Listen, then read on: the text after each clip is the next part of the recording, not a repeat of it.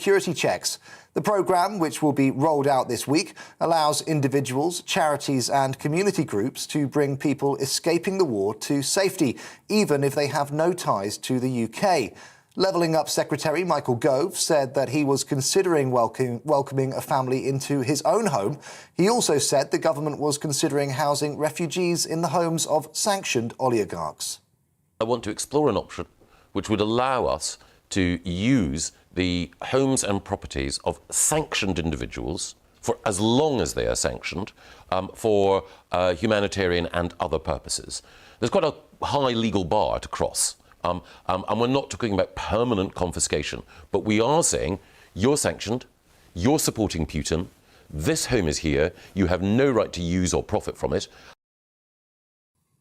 Michael Gove. Meanwhile, the Chancellor has urged British businesses to think very carefully about any investments in Russia that would support Putin's regime. Rishi Sunak has welcomed moves by companies such as BP and Shell, who have already pledged to move away from holding assets in the country. He also argues there is no case for new investment in Russia. While I recognise that it may be challenging to wind down existing investments, I believe there is no argument for new investment in the Russian economy. I am urging asset owners and managers to think very carefully about any investments that would in any sense support Putin and his regime. As the Prime Minister has said, diplomatically, politically, economically, and eventually militarily, this hideous and barbaric venture of Vladimir Putin must end in failure. The Chancellor, Rishi Sunak. President Zelensky claims Russia is using blackmail and bribery to force local officials to form a so-called pseudo-republic in the southern Kherson region. They say Russia is planning to stage a referendum, but Mr. Zelensky is encouraging Ukrainians to maintain their resistance. Russian forces captured Kherson in the start of the invasion on the 24th of February, leading civilians to protest in the streets.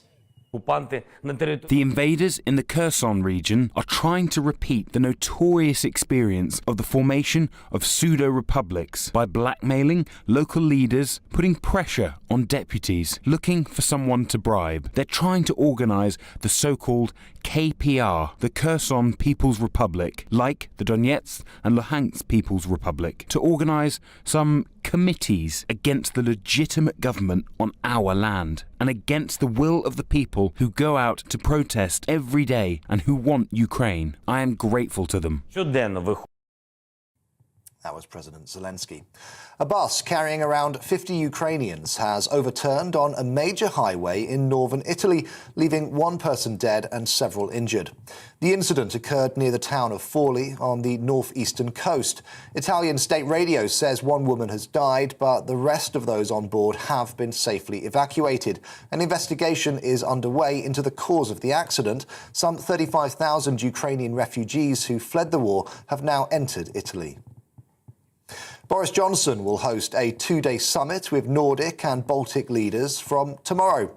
Over dinner at Chequers and meetings in Downing Street, he'll urge them to come together to ensure no other nations fall victim to Russian aggression. Downing Street says the group will discuss the immediate crisis in Ukraine, as well as how they can help the country rebuild again after war. OK, this is GB News. We'll bring you more as it happens. Now it's back to Alastair Stewart and friends.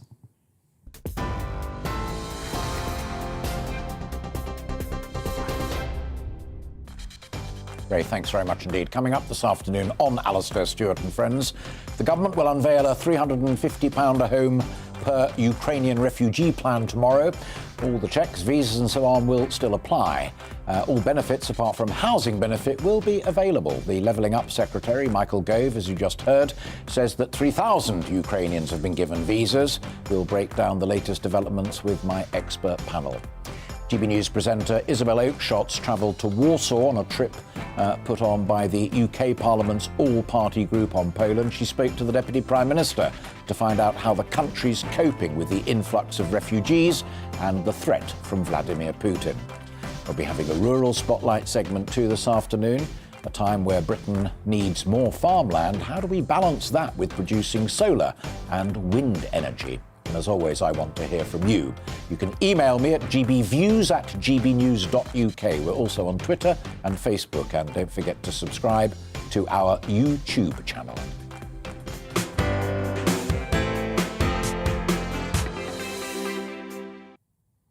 So we'll have all of the latest from Ukraine, but we're also looking at what impact soft power might have on trying to end this conflict. But we start with the fighting and some deeply worrying developments. As you just heard in Ray's news, 30 Russian missiles have hit a Ukrainian training base some 15 miles from the Polish border. NATO instructors were working there. And Russia has also said that convoys bringing military aid to Ukraine are now legitimate targets. The chances of escalation through an accidental incursion or conscious attack are huge. On the home front, the government, as I say, will unveil that £350 Ukrainian refugee plan tomorrow. All of the checks and visas will apply. It's also reported that MI6 are worried, however, about a general easing of the rules for fear of terrorists sneaking in under the radar. And a former Ukrainian Prime Minister and a retired UK general both say if we don't stop Putin and stop him soon, he will carry on, and I quote the general, even to Paris. But this is a superpower military confronted by trench warfare, snipers and hit-and-run units. Could they? Might they? Ukraine's president remains convinced that he can win this war, even as he faces the imminent siege of his capital. The US Secretary of State, Tony Blinken, has also said the same, though not for a while. Efforts continue on the diplomatic front, with the French President and German Chancellor both talking to President Putin. It was to little or no effect, but it seems to keep the avenues open. There's a third dimension to the conflict, and that's economic isolation and soft power. Sanctions have hit Russian oligarchs, Russian lawmakers, and others at the top of the state. Country faces a financial freeze. Russia's also increasingly blackballed in sport, from hosting football's Champions League final, losing F1's Grand Prix in Russia, to being persona non grata at the Paralympics. But what of the propaganda war? The effort put in by the Kremlin to block us hearing and them hearing would suggest that they take it seriously. Is it possible that together all of those factors could prove as influential as anti-tank weapons and other military equipment? So today, whilst keeping you up to speed with what's happening in the noisy fighting, we'll also be taking a close look at the hush-hush war of soft power and intelligence. I'm delighted to be joined live in the studio by Dame Pauline Neville-Jones, former Minister of State for Security and Counter-Terrorism at the Home Office and the chair of the Joint Intelligence Committee, and also an old friend of this programme, Ewan Grant, a former intelligence analyst for ex-Soviet states. Also later on, Richard Caban, the former sports minister, will be joining us. And all of us would like to hear what you have to say. So do email us at gbviews@gbnews.uk, tweet or go to Facebook. So let's start straight away with Dame Pauline and with Ewan.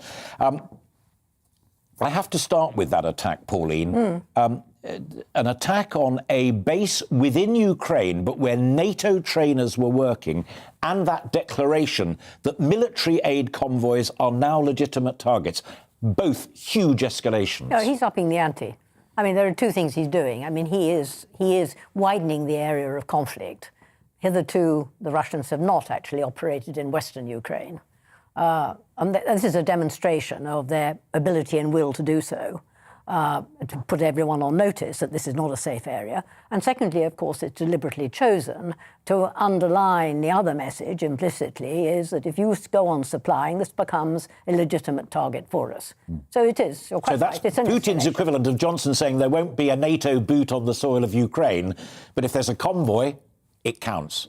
Well, I think there's ambiguity there, in the sense that they would certainly reckon to attack the convoy.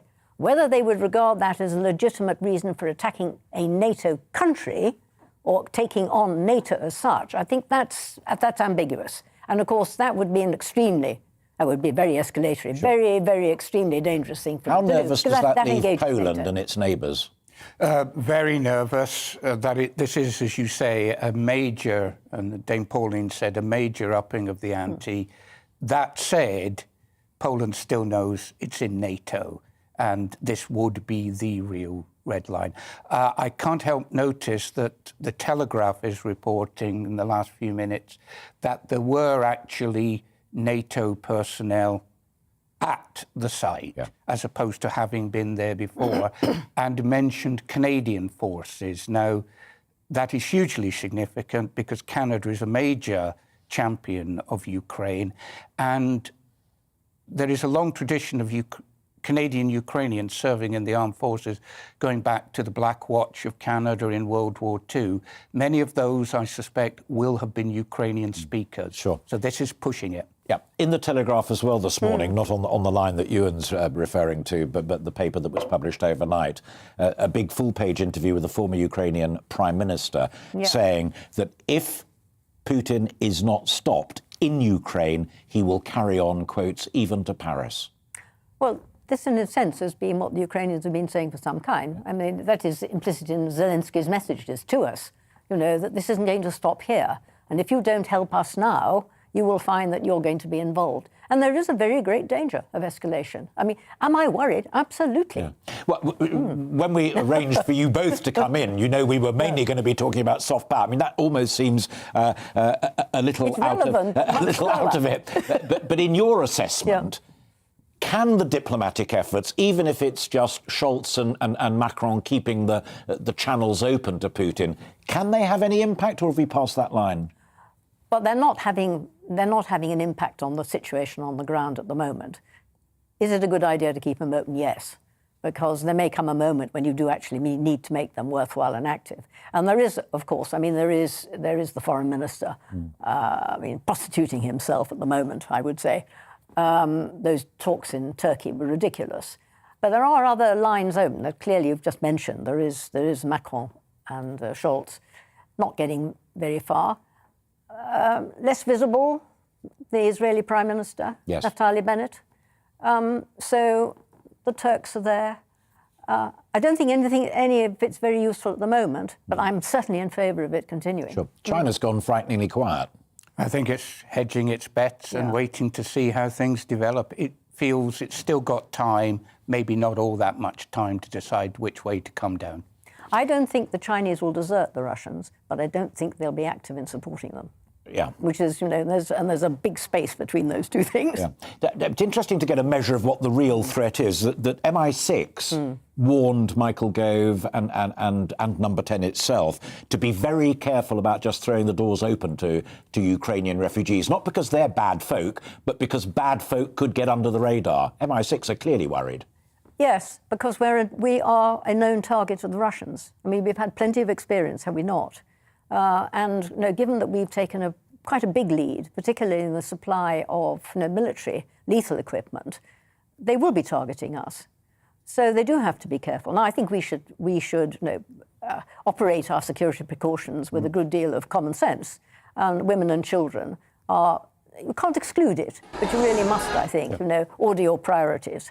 Were either of you surprised that Number 10 appeared to bat back the advice of MI6 but on Lebedev as well? I mean, MI6 had real worries about Lebedev in a family that has former KGB men on board, and maybe Lebedev himself, allegedly.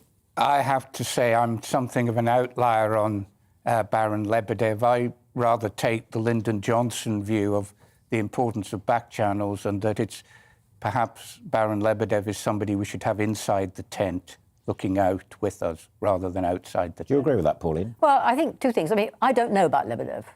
Make it clear. I have no secret information on this. He never crossed your radar when you were in command. But I think that we shouldn't penalise all Russians because they're Russian. He certainly has been here a long time. He has invested.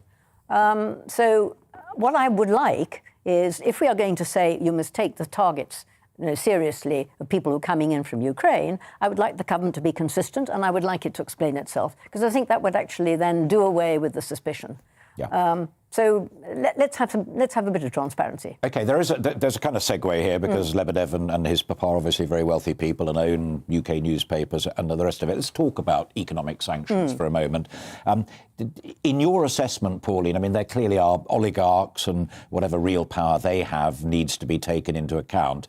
But there's also the financial functioning of Russia as a state, blocked from the capital markets, rich men and women not being able to get their stuff out.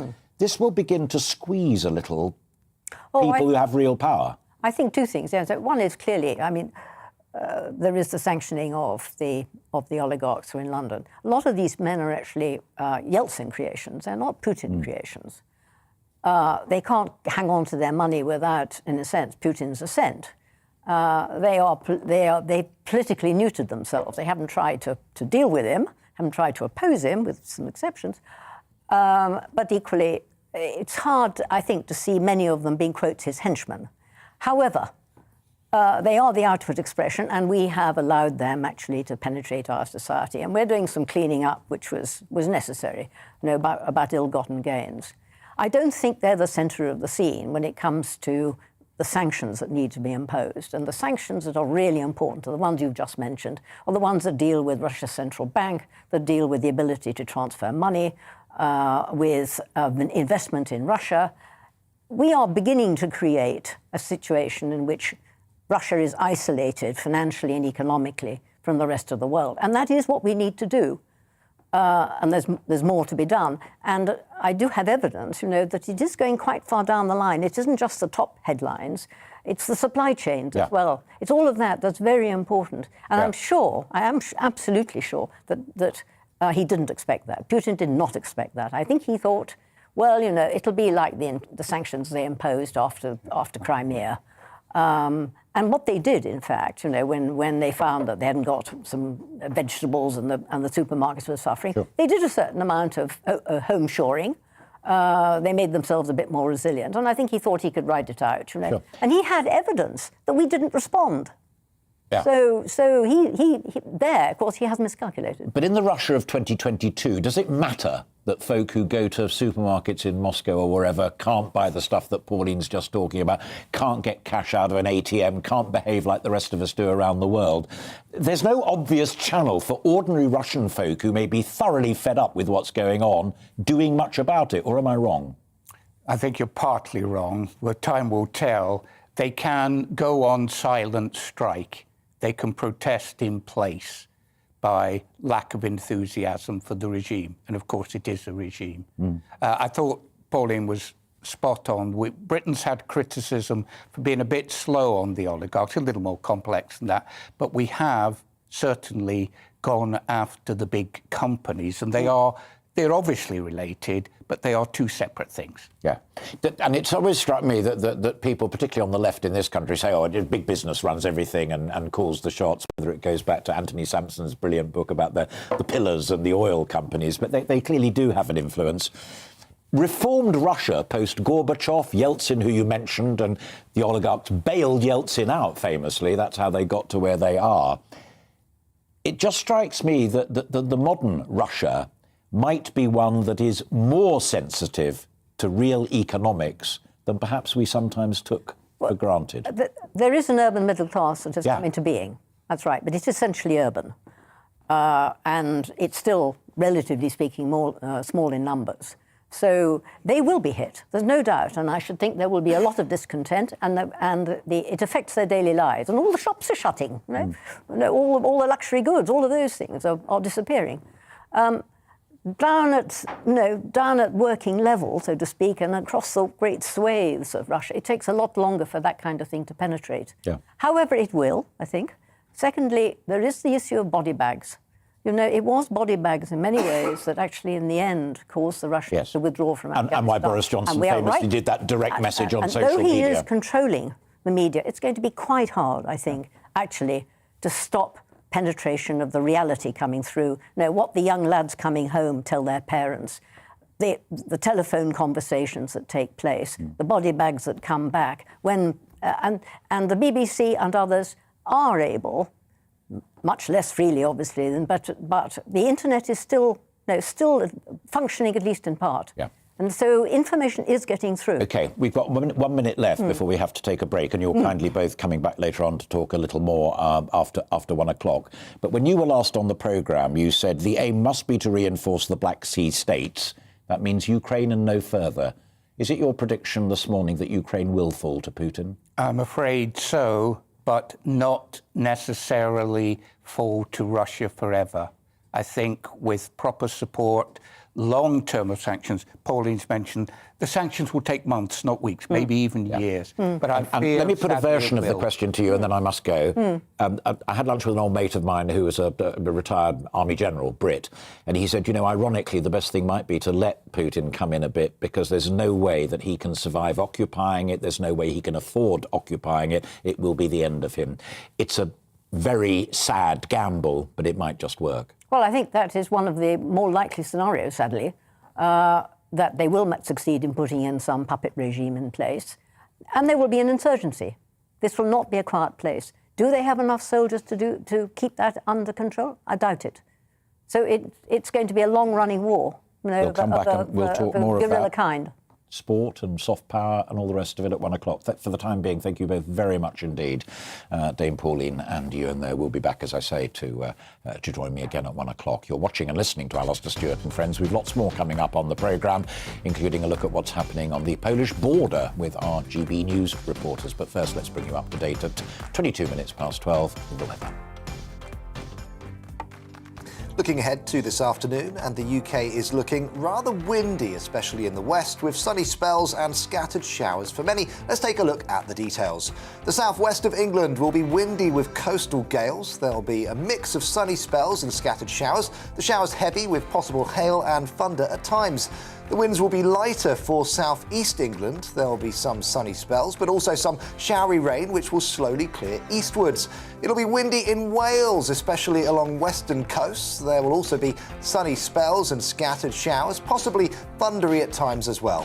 Northwest England will also be windy, especially along the coast, where gales are possible. There'll be a mixture of bright or sunny spells, along with scattered, locally heavy and blustery showers. Northeast England will be mostly dry, although the odd shower could not be ruled out. There'll be bright or sunny spells for all, and southerly winds will help it feel quite pleasant. Windy for western coasts of Scotland and breezy elsewhere. There'll be some sunny spells, especially in the east. There'll be a few showers. These will be most frequently in the west.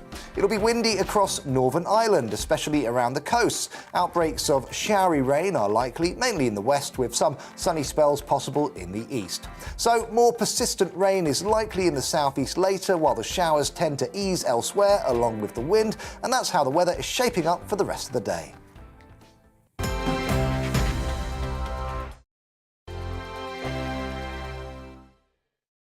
GB News is the UK's home of discussion and debate. From all perspectives. To stay up to date on the latest stories, Make sure that you subscribe to the GB News channel. right here on YouTube. You can watch us live 24/7 across the whole world. You can also check out exclusive content and catch up on previous episodes of your favourite shows. Every day, we ask the questions That you'd ask, so why not add your voice to the conversation in the comments section? Don't forget to subscribe. We are GB News, Britain's news channel. Every night at 11 on GB News, we bring you the next day's stories the day before. Basically like time travel. If it's a big story, we'll cover it, guaranteed. But we'll also have some fun along the way. Big opinions, big laughs. Sometimes big hair. This is Headliners, the paper review show that won't send you to sleep like the others will. 11 p.m, 7 nights a week. Join us.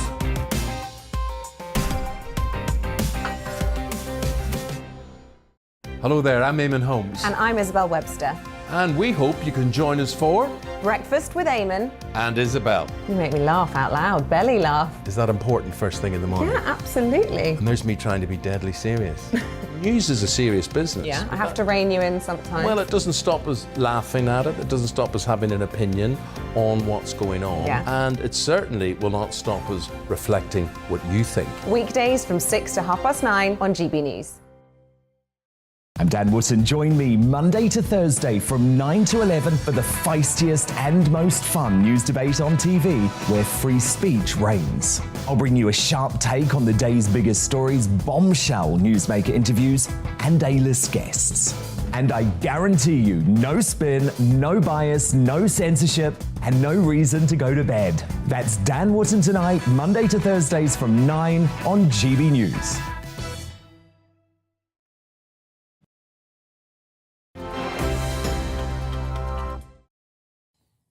Welcome back. It's 26 minutes past 12. You're watching and listening to Alastair Stewart and Friends on GB News. The Ukraine crisis has seen millions flee their homes to neighbouring countries, with Poland alone accepting nearly 1.5 million Ukrainians into its society. Well, GB News presenter Isabel Oakeshott's travelled to Warsaw on a trip put on by the UK's Parliament all-party group on Poland, and she spoke to the Deputy Prime Minister of Poland to find out how the country's coping with the influx of refugees and the threat from Vladimir Putin. I slept only 2 hours because I was at the railway station discussing how we can improve the system to welcome refugees, because there is a tension, there is a lot of problems, but we are solving this problem all the time. So anyway, that's why I'm tired and I can't speak English. 1.5 million refugees have now poured across the border from Ukraine into your country. This is already a huge crisis for Poland. How much worse do you think it could get? My się spodziewamy, że może być znacznie więcej uchodźców. We think that there might be 4 or 5 million refugees coming, in comparison to the number we have seen so far today. 5 milionów, ale to 1,5 miliona. To put that into context, the immigration crisis we saw in 2015 saw that amount come to Europe in just 1 year. Przybyło w ciągu roku do Polski w 2 tygodnie. Do you think other countries are doing enough to help in this crisis with the refugees? Po pierwsze, faktycznie jest wielka mobilizacja. Firstly, there has been an amazing effort by the Polish people, our NGOs and the Polish state that has allowed us to accommodate this additional 1.5 million people. Rządów lokalnych. We have a similar culture to Ukraine, so it has been relatively easy for us to do this. And we have had experience of economic migration from Ukraine in recent years, and we've accommodated around the same amount of Ukrainians in that. I hope that you have had a similar experience with Poles in Britain. Do you know how many refugees the UK has taken so far?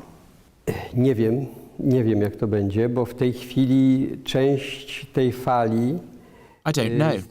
Some refugees have asked us how they can get to Western Europe, and we have been trying to provide them with transport there. But the Western countries are more interested in declarations than actual deeds. We are having to accommodate refugees in our sports arenas, while Europe's politicians debate whether to let them in or not. Natomiast nie przekłada to się na konkretne rozwiązania. Let me tell you that the UK has so far taken less than 1,000 refugees from Ukraine. How do you feel about that? No, mam nadzieję, że będzie lepiej. I would not say this is a crisis. This is the result of the cruel war that is happening in Ukraine. It's not a crisis for us. Oczywiście, że my spodziewamy się, że zwłaszcza nasi przyjaciele. I am sure that our Western friends, the Brits for example, will help us with the effort to help Ukraine, both in a humanitarian sense and in terms of helping the Ukrainian army and military to defend their country. Do you feel disappointed by the reaction of allies in this crisis? Do you feel let down? Rozczarowanie w polityce. Disappointment in politics is not a pleasant feeling, but we are realistic, so we don't feel disappointed. This war is a result of neglect shown by European leaders and the European Union. To jest bardzo trudna decyzja. To musi być decyzja wszystkich krajów NATO. The question of a no-fly zone is a very tough decision to make. It should be a collective decision of NATO, because as the Deputy Prime Minister of Poland, I could not say. Zająć tutaj jasnego stanowiska. Chciałbym. We offered to give up our fighter jets to NATO to be passed on to Ukraine, but we need a collective decision from NATO to do that. Licząc właśnie na decyzję kolektywną, Do you fear that if President Putin gets away with these actions in Ukraine, that he could ultimately threaten Poland? We are already threatened by Putin. It's not a case of will we be threatened, we already are. And if we are threatened, the whole of NATO and the whole of Eastern Europe is threatened. Isabella Oakeshott there talking to Deputy Prime Minister Glinski of Poland. You were nodding in great agreement.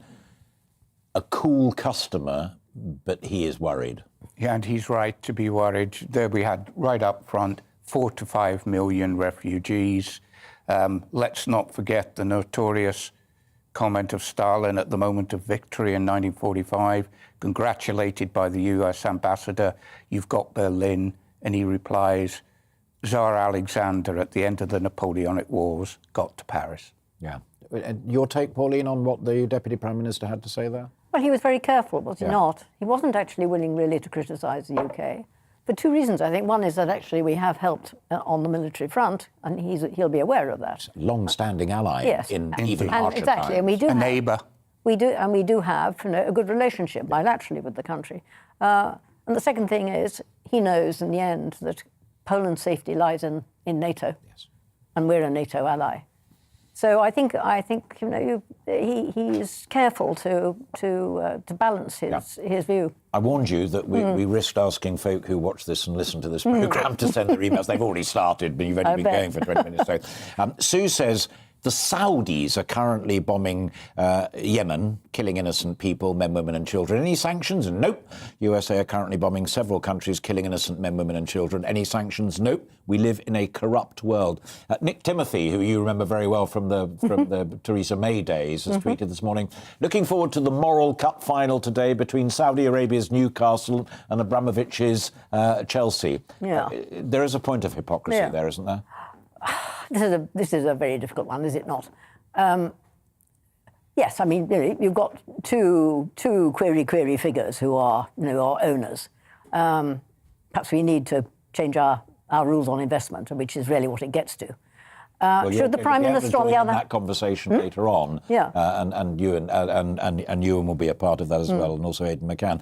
Here's one for you, because you touched upon it in the earlier conversation. It's Peter who has sent us an email. It seems Abramovich has been picked on simply because he's Russian. He's put a lot into our country. The UK will regret this move when inward investment stops because trust has gone. I mean, worth remembering that Russia, whatever its crimes and sins are, remains a significant economy. Very much so, and including pivotal roles in key So we're doing commodities. the right thing, even if it's expensive? Yes, we are. Yes, we are. Remember, Abramovich's money is dirty money. This is not a sovereign wealth fund or a pension fund like Legal and General. No, it is true he's put money in to things that matter to people, but it is true also the way the money was made. Yeah, sports washing, I think they call it. Yes, and also forfeited from the Russian people. OK, right. Thank you again. Stay where you are, and we'll be talking again around about 1:05. You're watching and listening to Alastair Stewart and Friends, and we've plenty more still to come this afternoon, including more on those plans to offer £350 a month to UK households to host Ukrainian refugees. I'll be asking an immigration lawyer if we've got the right system in place to deal with a humanitarian crisis. But first, let's bring you right up to date with the news. Here's Ray.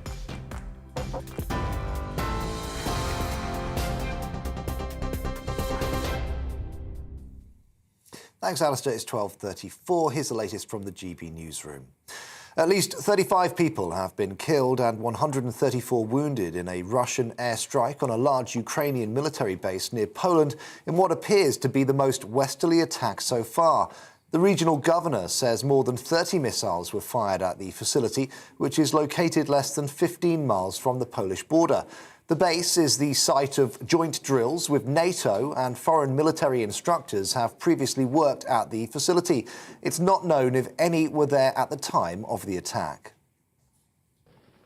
Nearly 125,000 people have now been evacuated via humanitarian corridors from conflict zones in Ukraine. That's according to President Zelensky speaking in his latest video address. The president stressed that the key task is still Mariupol, where more than 400,000 people remain trapped. A humanitarian supply convoy bringing food and medical supplies is now 50 miles away from the besieged port city. The government is offering £350 a month to anyone who opens up their home to Ukrainian refugees for at least 6 months rent-free.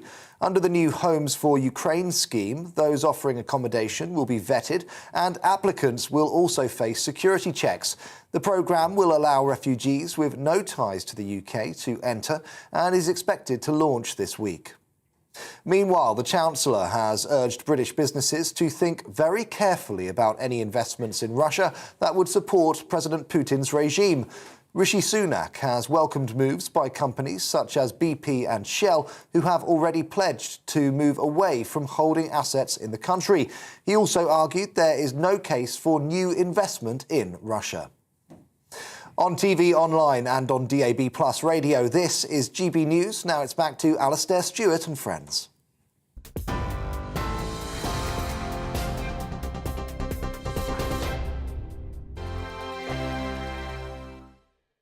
GB News is the UK's home of discussion and debate from all perspectives. To stay up to date on the latest stories, make sure that you subscribe to the GB News channel right here on YouTube. You can watch us live 24/7 across the whole world. You can also check out exclusive content and catch up on previous episodes of your favourite shows.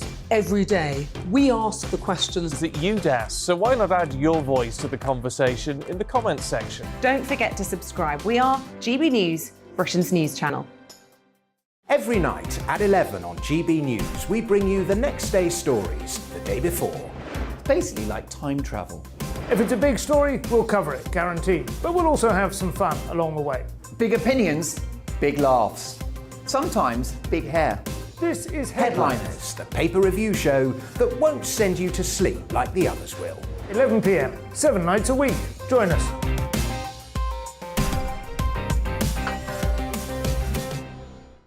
Hello there, I'm Eamon Holmes. And I'm Isabel Webster. And we hope you can join us for Breakfast with Eamon and Isabel. You make me laugh out loud, belly laugh. Is that important first thing in the morning? Yeah, absolutely. And there's me trying to be deadly serious. News is a serious business. Yeah, I have to rein you in sometimes. Well, it doesn't stop us laughing at it. It doesn't stop us having an opinion on what's going on. Yeah. And it certainly will not stop us reflecting what you think. Weekdays from 6 to 9:30 on GB News. I'm Dan Wootton. Join me Monday to Thursday from 9 to 11 for the feistiest and most fun news debate on TV, where free speech reigns. I'll bring you a sharp take on the day's biggest stories, bombshell newsmaker interviews, and A-list guests. And I guarantee you, no spin, no bias, no censorship, and no reason to go to bed. That's Dan Wootton tonight, Monday to Thursdays from 9 on GB News.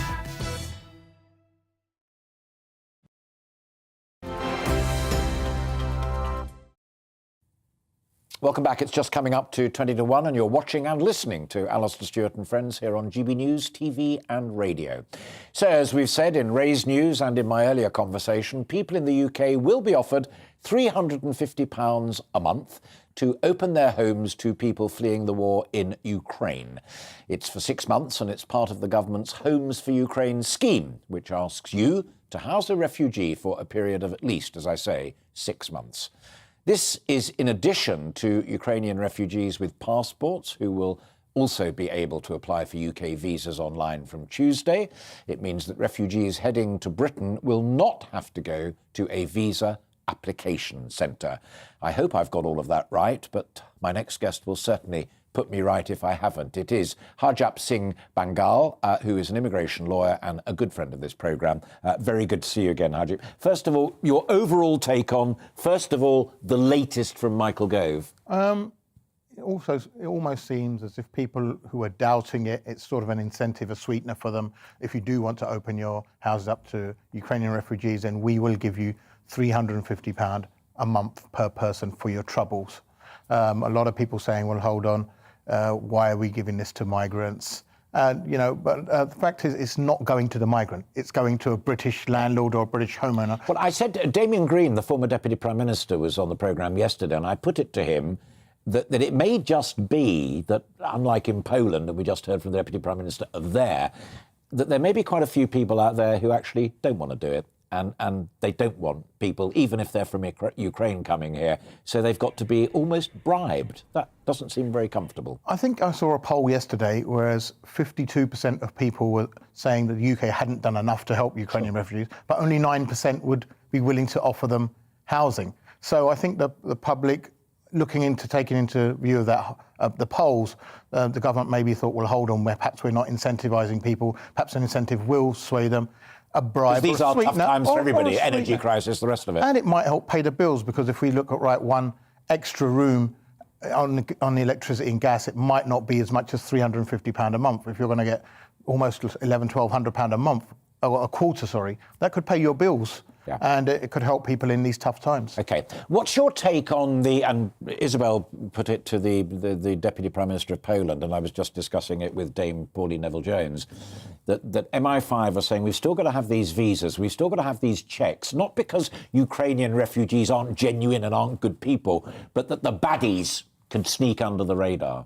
I think checks are important. They've always been a part of what the British visa system. So the biometric system, which means photographing and fingerprinting, has been going on for quite a long time now, almost for 2008, 2009. So that's important.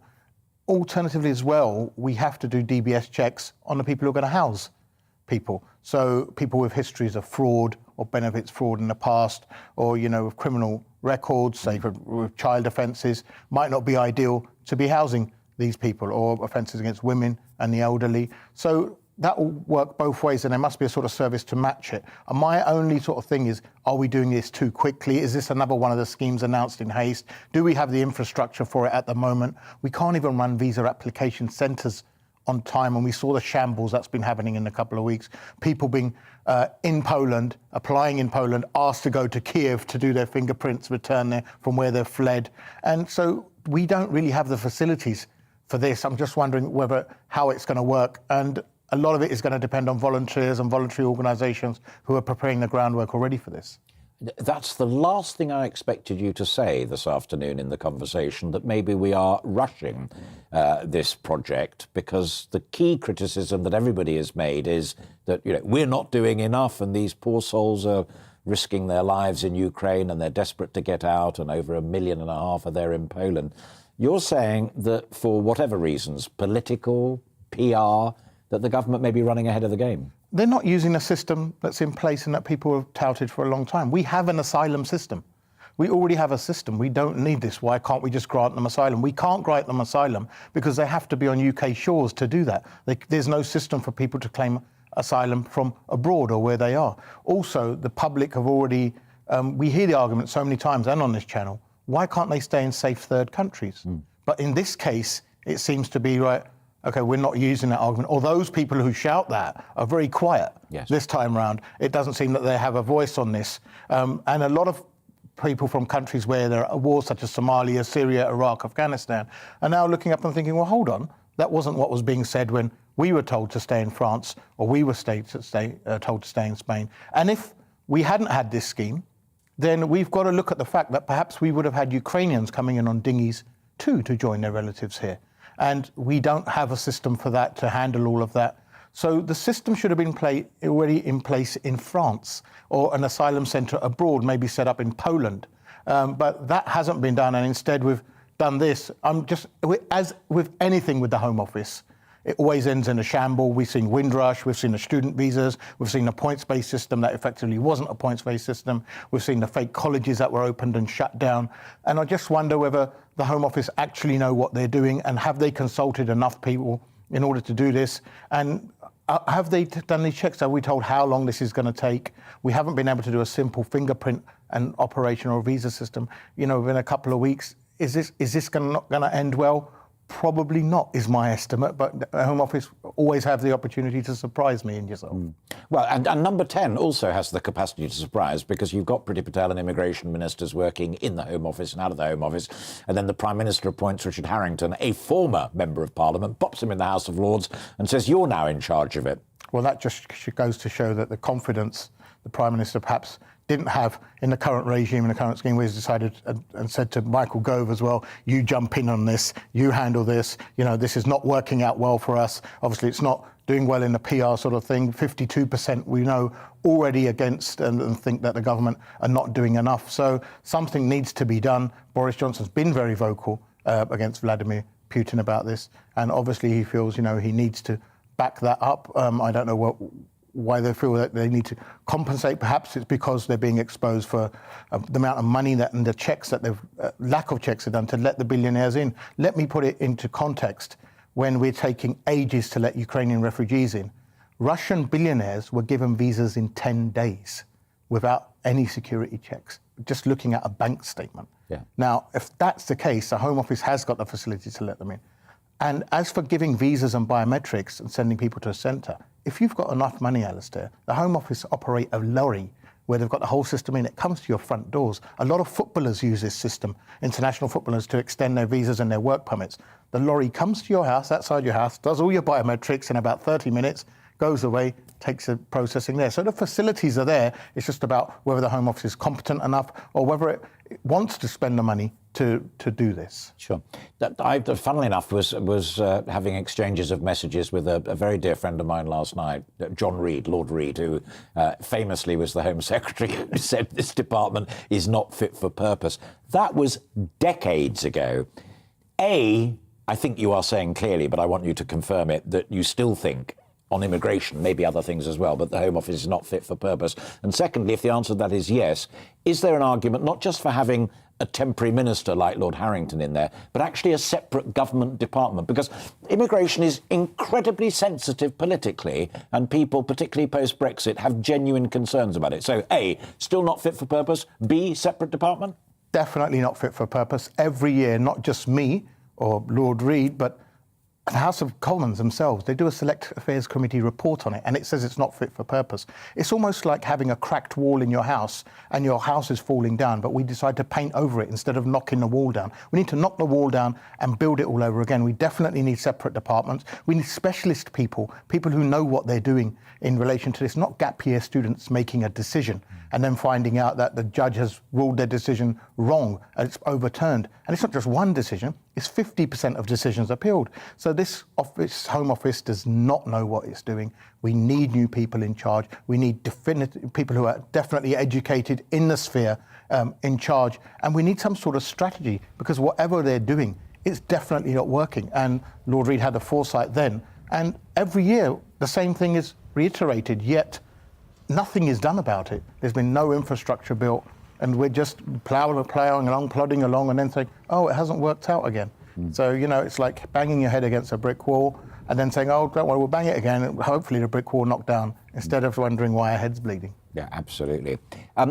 If you take France as a particular example, and my question really is, whose fault is it? Where people who did manage to get out of Ukraine, and that in itself is no easy task. Not at all. And were told that they could get dealt with on the visa front in France. First it was Calais, then it was Paris, then it became Lille. And these are people, men, women, kids, desperate to get out and get to safety. And our administration can't even work out with any precise authority where they've got to go. Where they've got to go, how we've got to get them there, expected them to walk there, 50, 60 kilometres, no buses put on, no transport put on, no system. The announcement was made and it wasn't filtered out to the outposts, and the outposts didn't know how to deal with it. And that's exactly what might happen here as well with this scheme. If announcement's been made, we've got no infrastructure, the officers don't know, they're saying, well, we don't know, we haven't received instructions, sorry, you're going to have to go back here or go here. It's not sensitive to the issue, and it's not a solution. It seems almost like lip service, if we can say it. We're saying the right things, but when it comes to doing it, we just haven't got the facilities. A work still sadly in progress. Harjap, always good to see you. You too. Thanks very much indeed for coming in. That's Harjap Singh Bangal, immigration lawyer, with his thoughts not only on the immediate offer from Michael Gove and his people to Ukrainian refugees, but also on a Home Office, as my friend John Reid said all those years ago, that still does not appear to be fit for purpose. Now, you're watching and listening to Alastair Stewart and Friends. We've more to come. It's now 10 to 1, so do stay with us. We've got Rural Spotlight segment coming up. We're looking at solar energy and how it clashes with farming. But first, let's bring you right up to date with the weather. Looking ahead to this afternoon, and the UK is looking rather windy, especially in the west, with sunny spells and scattered showers for many. Let's take a look at the details. The southwest of England will be windy with coastal gales. There'll be a mix of sunny spells and scattered showers. The showers heavy with possible hail and thunder at times. The winds will be lighter for southeast England. There will be some sunny spells, but also some showery rain, which will slowly clear eastwards. It'll be windy in Wales, especially along western coasts. There will also be sunny spells and scattered showers, possibly thundery at times as well. Northwest England will also be windy, especially along the coast where gales are possible. There'll be a mixture of bright or sunny spells along with scattered, locally heavy and blustery showers. Northeast England will be mostly dry, although the odd shower could not be ruled out. There'll be bright or sunny spells for all, and southerly winds will help it feel quite pleasant. Windy for western coasts of Scotland and breezy elsewhere. There'll be some sunny spells, especially in the east. There'll be a few showers. These will be most frequently in the west. It'll be windy across Northern Ireland, especially around the coasts. Outbreaks of showery rain are likely, mainly in the west, with some sunny spells possible in the east. So more persistent rain is likely in the southeast later, while the showers tend to ease elsewhere along with the wind, and that's how the weather is shaping up for the rest of the day.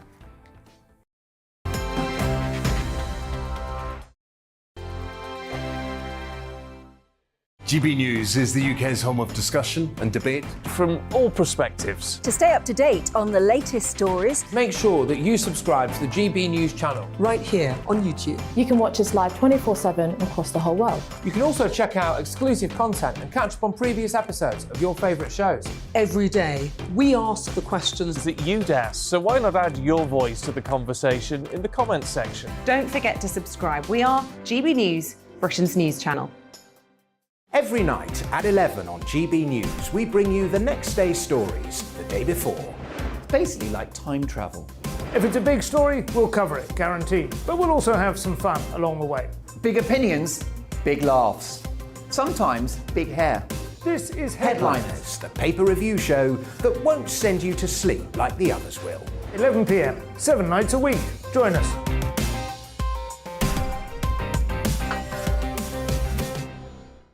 Hello there, I'm Eamon Holmes. And I'm Isabel Webster.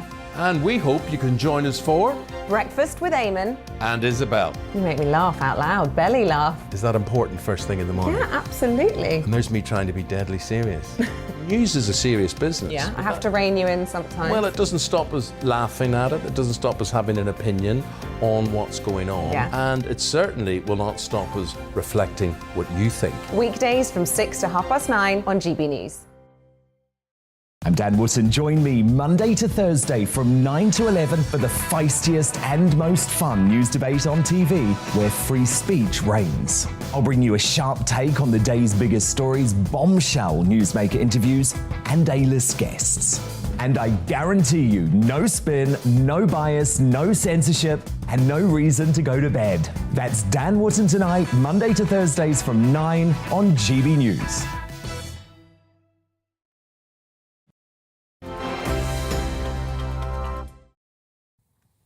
Welcome back. It's just coming up to 5 to 1, and you're watching and listening to Alastair Stewart and Friends here on GB News TV and radio.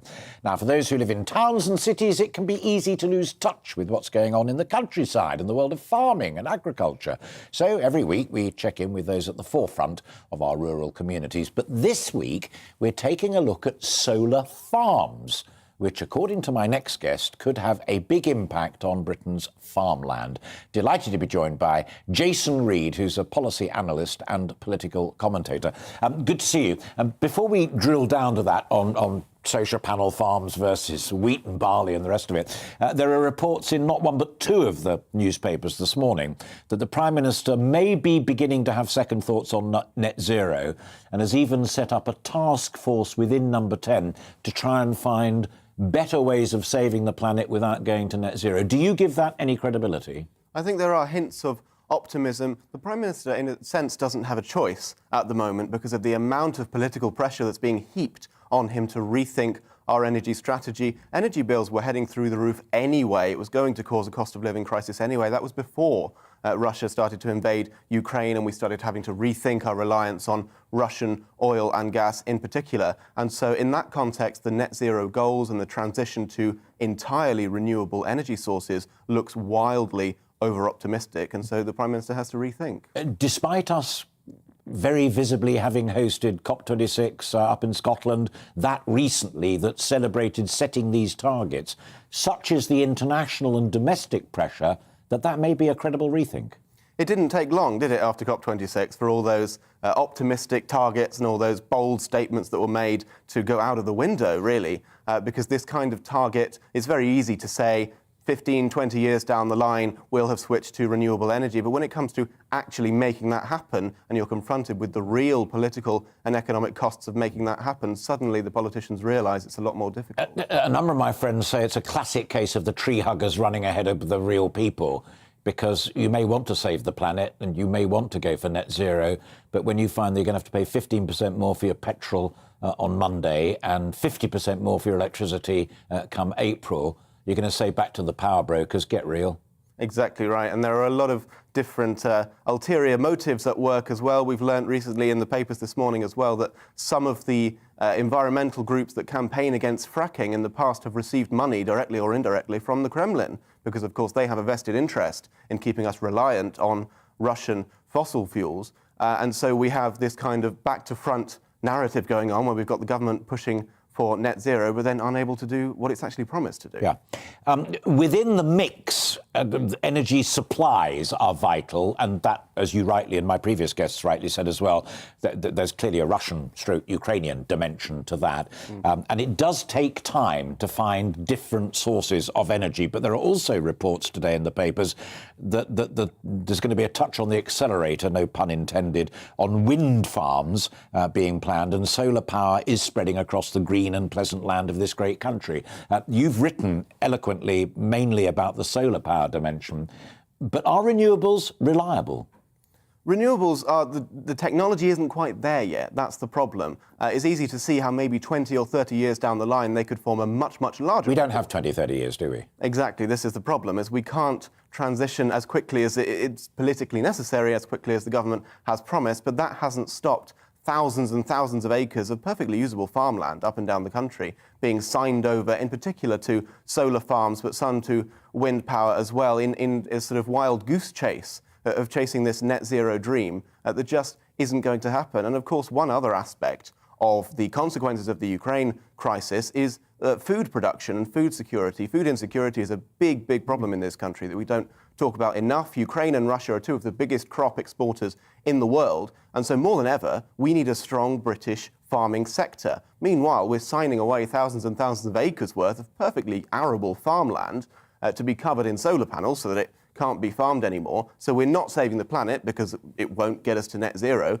But at the same time, we're damaging our food security as well, because where are these solar panels coming from? They're coming from China. Now, China doesn't care about net zero. China uses coal power to produce the solar panels. So we're just funneling money directly into the coffers of the Chinese Communist Party, which uses coal power and which, of course, has plenty of its own human rights abuses and humanitarian disasters going on as well. Just taking one step back, I'm not denying anything that you've just said there, and all very important points, but one step back into the, as it were, domestic situation, whether it is a field full of solar panels or whether it's stacks and stacks of wind farms. Is this a case of British farmers who really do want to do their best for all of us being made an offer they can't refuse? I think it's a case of local authorities going a little bit beyond their brief in approving these hundreds of acres at a time per solar farm just being signed away. Hampshire County Council, for example, or Dumfriesshire. Exactly, yes. There's one particular case in Hampshire, in fact, in which I believe it's about 14 football pitches worth of land are about to be signed over, which would make it the largest solar farm in England on agricultural land. And we're just signing away our farmland and in the process signing away our ability to produce our own food, to produce wheat and barley. Someone who could be in Hampshire could be growing wheat is now growing electricity and pocketing a bob or two for it. Exactly, and these are the things that we're importing from Ukraine at the moment, or we have done in the past at least, and so we need to be able to produce it here more urgently than ever before. Jason Reed, great to talk to you. Thank you very much indeed for sharing those thoughts. Food for thought, as it were, or not food. You're watching and listening to Alastair Stewart and friends here on GB News. We've plenty more to come, so at 17 seconds past 1, do stay with us.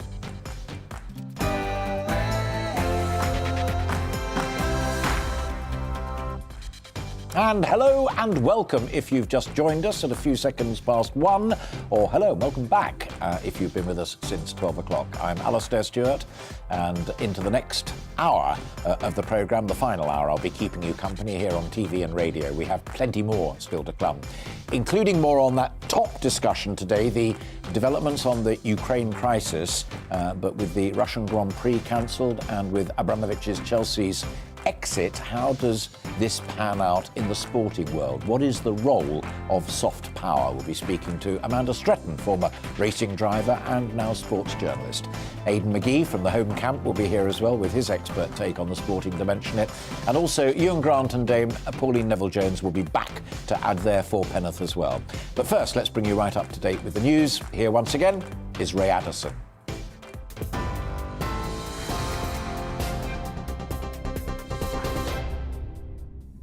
Thanks, Alistair. It's 1 minute past 1. Here's the latest from the GB newsroom.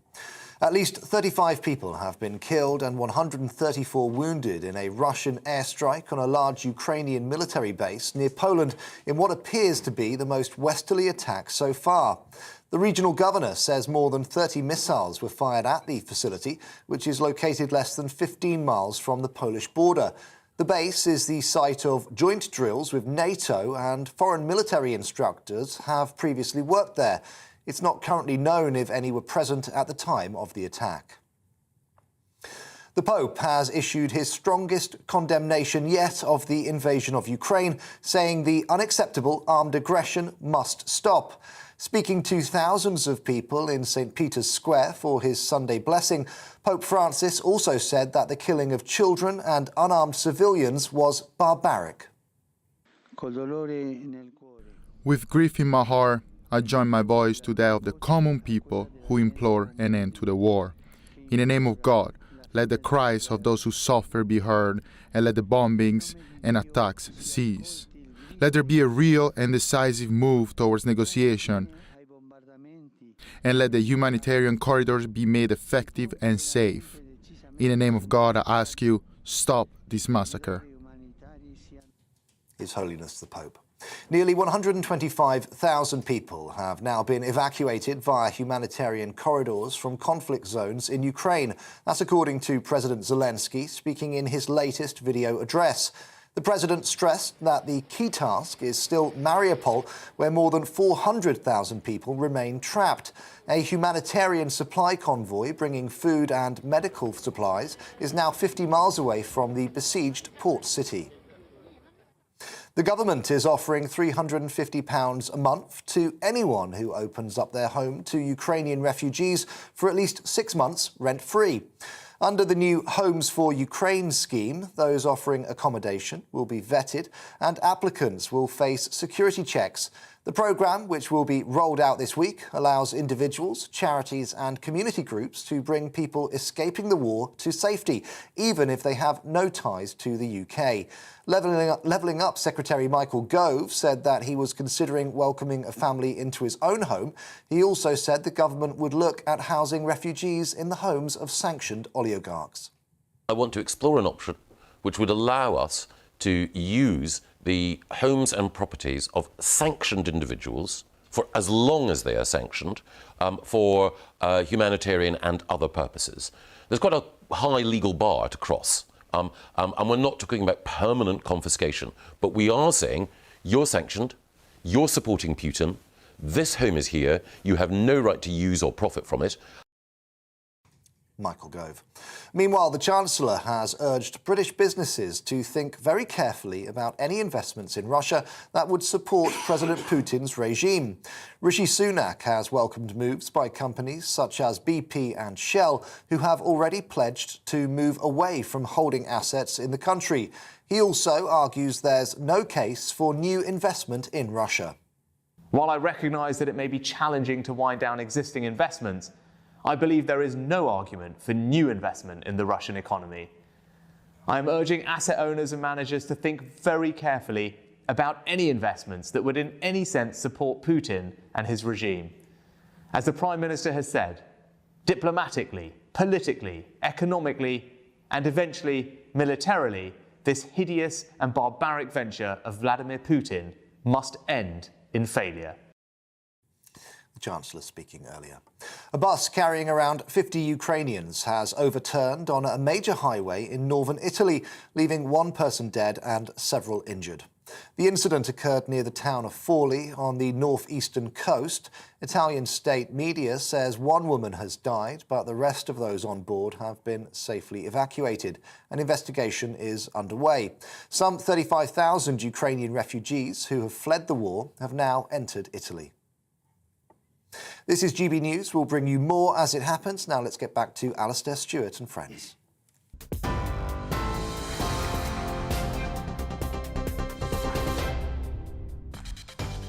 Great, thanks. 6 minutes past 1. I am Alastair Stewart, and until 2 o'clock I'll be keeping you company along with friends and friendly guests. Still to come, we'll have all of the latest developments on the war in Ukraine, but also we'll be taking a look at how the world of sport has been impacted. The Russian Grand Prix will be no more. So I'll be talking to a top female driver and former Minister for Sport, Richard Caban. I'll also be joined by my friend and former royal correspondent, Charles Ray, to discuss the Queen's health. It's reported in the papers this morning that she's too frail to walk, even her dogs at the moment. Also, she may not be able to attend the Commonwealth Day event at Westminster Abbey tomorrow. I think that one's confirmed. She may not be able to attend even the memorial service for her late husband.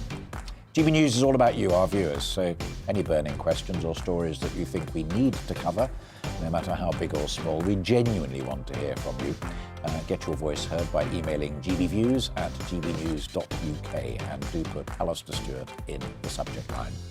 We're also on YouTube, so do please subscribe to our channel there, GB News.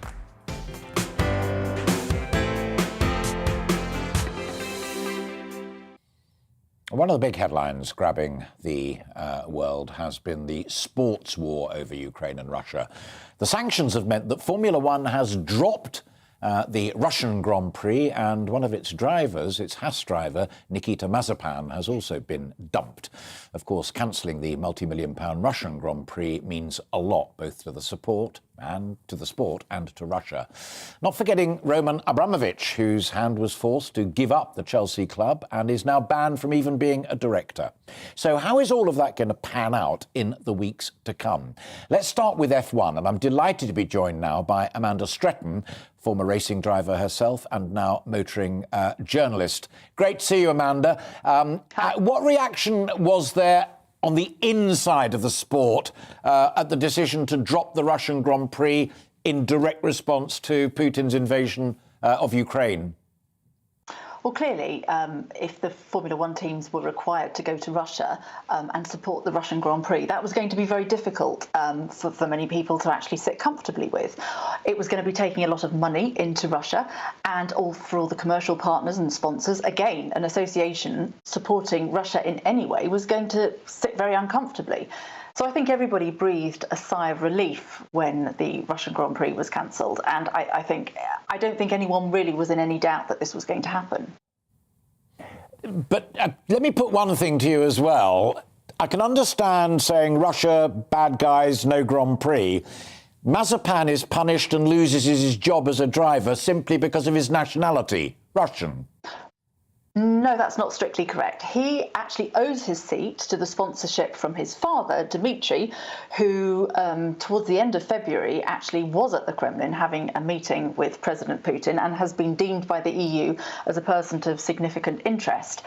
He has associations with a very large chemical company producing fertilizers and other chemicals. So Mazepin's seat was directly as a result of the sponsorship of the company owned by his father. So I think the EU decided shortly after announcing that his father Dmitry was a person of association with the Kremlin.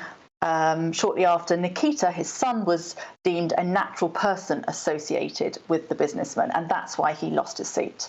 I'm grateful for that clarification, and I make no apology for my not having known it, other than I should have done. The final point to you, and then I'm going to bring the panel in, who, incidentally, were all nodding when you said what you did and looking at me as if it's supposed to be a sport that you like. Final point to you, Amanda, is that the grid in the past, the drivers have been split on certain issues, things like taking the knee, for example. Do you sense that there's real unity across the drivers on this particular one, or do they wish they could still drive in Russia? Listen, clearly the Russian Grand Prix is a great asset to the sporting calendar. Formula One goes across the world, and it was always a great Grand Prix.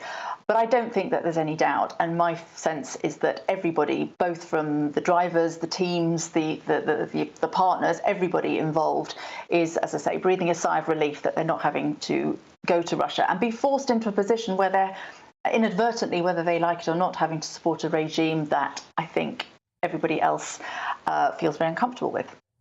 All right, Amanda, stay where you are. We'll come back to you a little bit later on as the conversation develops. But as I said, I'm delighted to have Dame Pauline and Ewan back in the studio and also be joined by GB News' own Aidan McGee. I can come to you in a moment. But first of all, I want to ask you this. Yeah.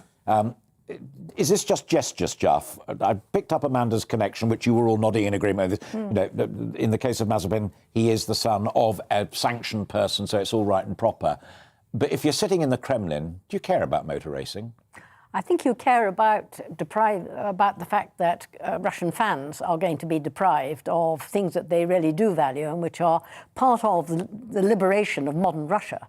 And that disappears. I mean, I think it ranks alongside, the shop shutting and the and their general feeling that they're being isolated. I think it's also back to your point before when we were talking earlier on. It's the rich fat cats in Russia who won't now be able to go and sit in the lovely VIP boxes and watch the race, and Joe and Joanna Public who won't be able to watch it on telly because it won't be there. That will hurt in Russia. Yes, it will, not least, of course, because the Grand Prix, as I understand it, is normally held in Sochi, where all the oligarchs have their mansions and where the Kremlin leaders don't have their mansions because, of course, they're not owned by them, but of course they are owned by them.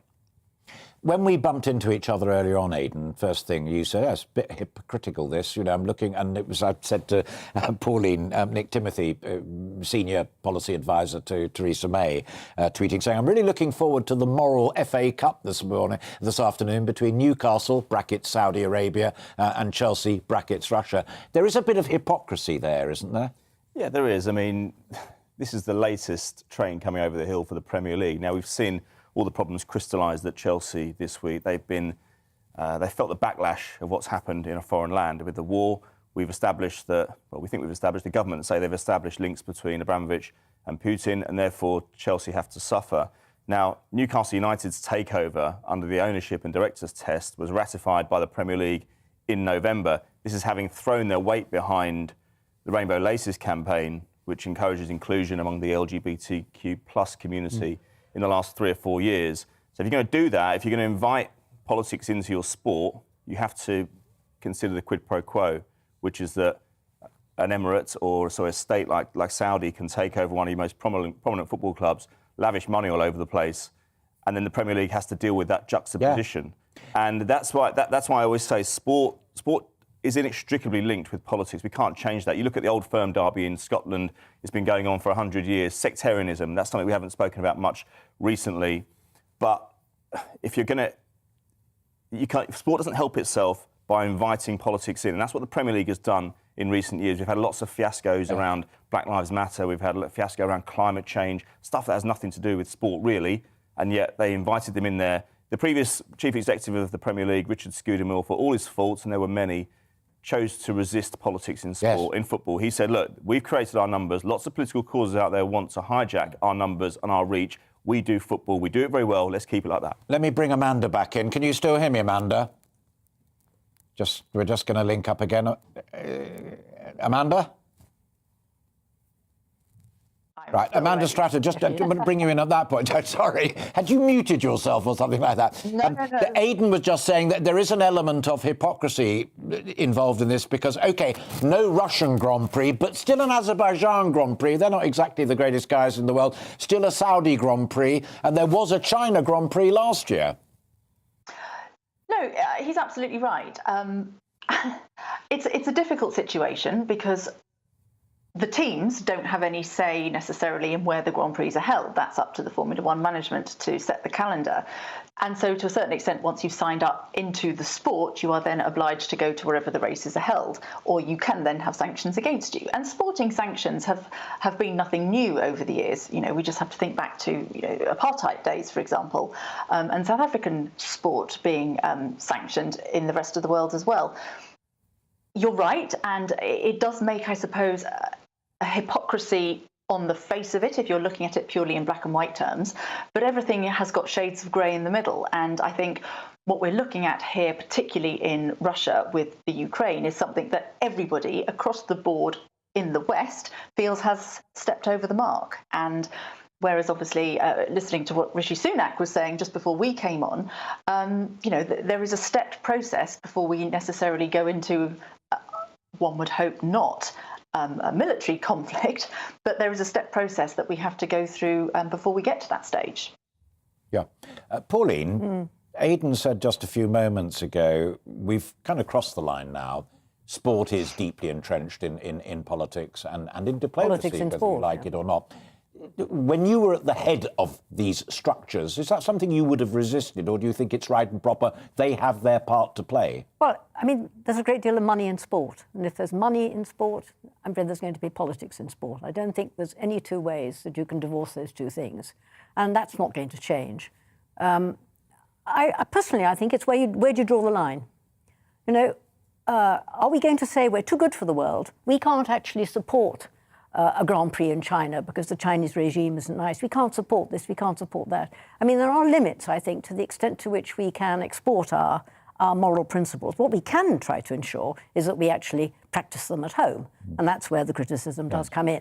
And we can try, obviously, to persuade. But I am again the idea that somehow we shouldn't touch these things, and we shouldn't allow the publics of these countries where they have autocratic regimes which we don't approve of. Therefore, they shouldn't be allowed actually to have the pleasures. So this is a question of how far do you take things. Indeed, and the countries that you used to advise, the former Soviet states, as it were. I mean, goodness gracious me, I remember East Germany and incredible. I mean, they were cracking doping and cheating and gender variation and well before any of this happened. I used to use that I used to use the East German doping saga as a training course on how to identify something without necessarily having proof. It stood out a mile, didn't it?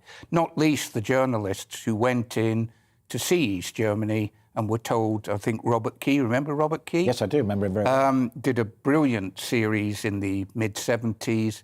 His team were given considerable freedom. They weren't allowed to look at military bases and they weren't allowed to look at sports facilities. Yeah. There it was. Final question to you, and then can we make sure Amanda is standing by to have the final word on it and make sure she can hear the question I'm about to put to Aidan.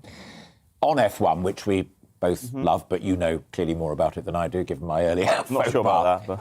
But I kind of wonder if in the days of Bernie Ecclestone, and Pauline quite rightly talked about money and ownership, Bernie would have batted it away. Liberty Media, huge international American company, much more anxious to do the right thing. Well, yeah, if you can call it the right thing, but it comes down to, it shouldn't be in the hands of individual drivers, individual footballers, rugby players or anybody else to take this decision. It should be, it's the organisations who are putting them in that position to make that decision, and it's leaving them compromised.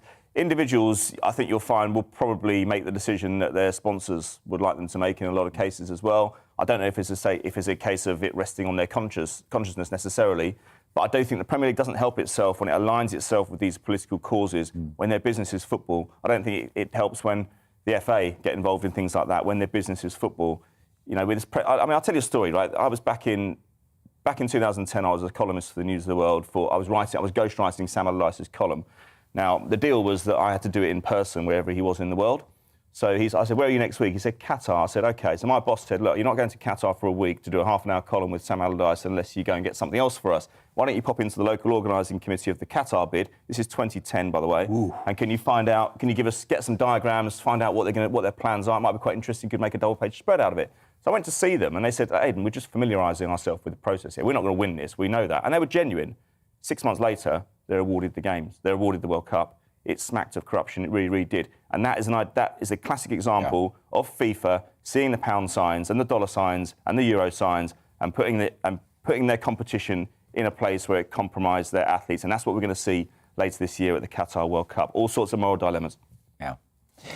Let me bring Amanda back in for a final thought on that. I hope you heard, but what I put to Aidan was simply the point that I imagine in the buccaneering days of the past, Eccleston would simply have batted it away, whereas Liberty, much more corporate social responsibility, embrace it. Is that a good thing or a bad thing? Formula One, they made a conscious effort to move Formula One races to a great many more places across the world to encourage more fans. But obviously, by encouraging more fans, they're also encouraging much more money to come into the sport as well, more sponsorship. And then we see this problem that we have now, where we have sponsorship from countries that we don't necessarily want it from. Just picking up on the point Pauline made just before about the money in sport, I think it's, we're calling this a soft sanction, but this is also a way of sport being able to pull its weight, play its part in pushing back against a regime that we find unacceptable. Because, of course, money can be made out of the sport as well. So it's not just money flowing one way. It could potentially be money flowing both ways as well. Fascinating stuff. Amanda, thank you very much indeed for joining us. And I do hope you keep in touch and thoroughly enjoy the season when it gets started next weekend. Looking Great forward to see to you. it. Thank you very much indeed.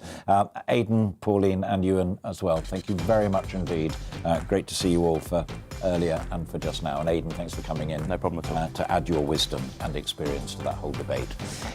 We are at 22 minutes past 1, and we've plenty more still to come in the last 40 minutes or so of Alastair Stewart and Friends. After the break, I'll be talking to my friend, Royal Correspondent Charles Ray, about the Queen's health after it was confirmed that she will not be attending the Commonwealth service at Westminster Abbey and may not even be able to attend the memorial service for her husband. But first, let's take a look at the weather.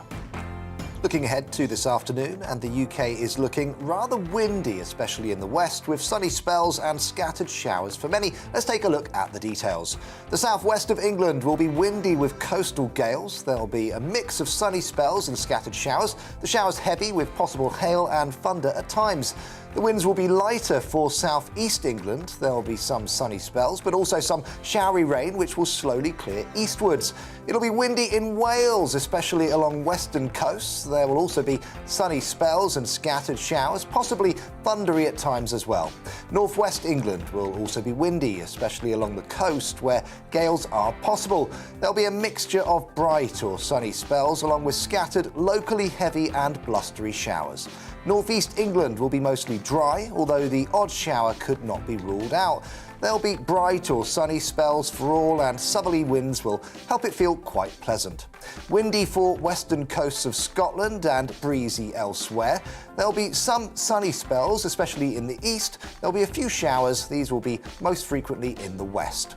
It'll be windy across Northern Ireland, especially around the coasts. Outbreaks of showery rain are likely, mainly in the west, with some sunny spells possible in the east. So more persistent rain is likely in the southeast later, while the showers tend to ease elsewhere along with the wind, and that's how the weather is shaping up for the rest of the day.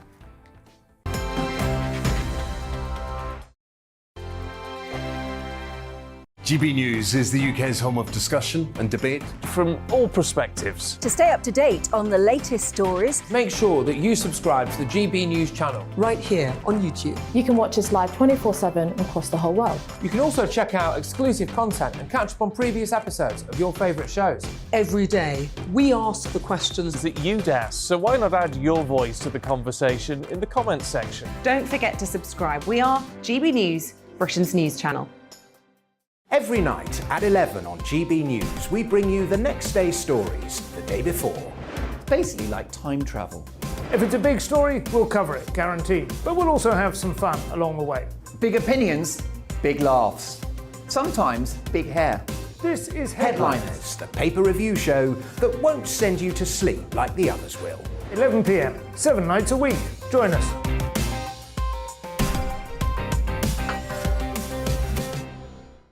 Hello there, I'm Eamon Holmes. And I'm Isabel Webster.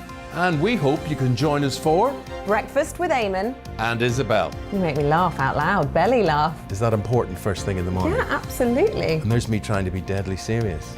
News is a serious business. Yeah, I have to rein you in sometimes. Well, it doesn't stop us laughing at it. It doesn't stop us having an opinion on what's going on. Yeah. And it certainly will not stop us reflecting what you think. Weekdays from 6 to 9:30 on GB News.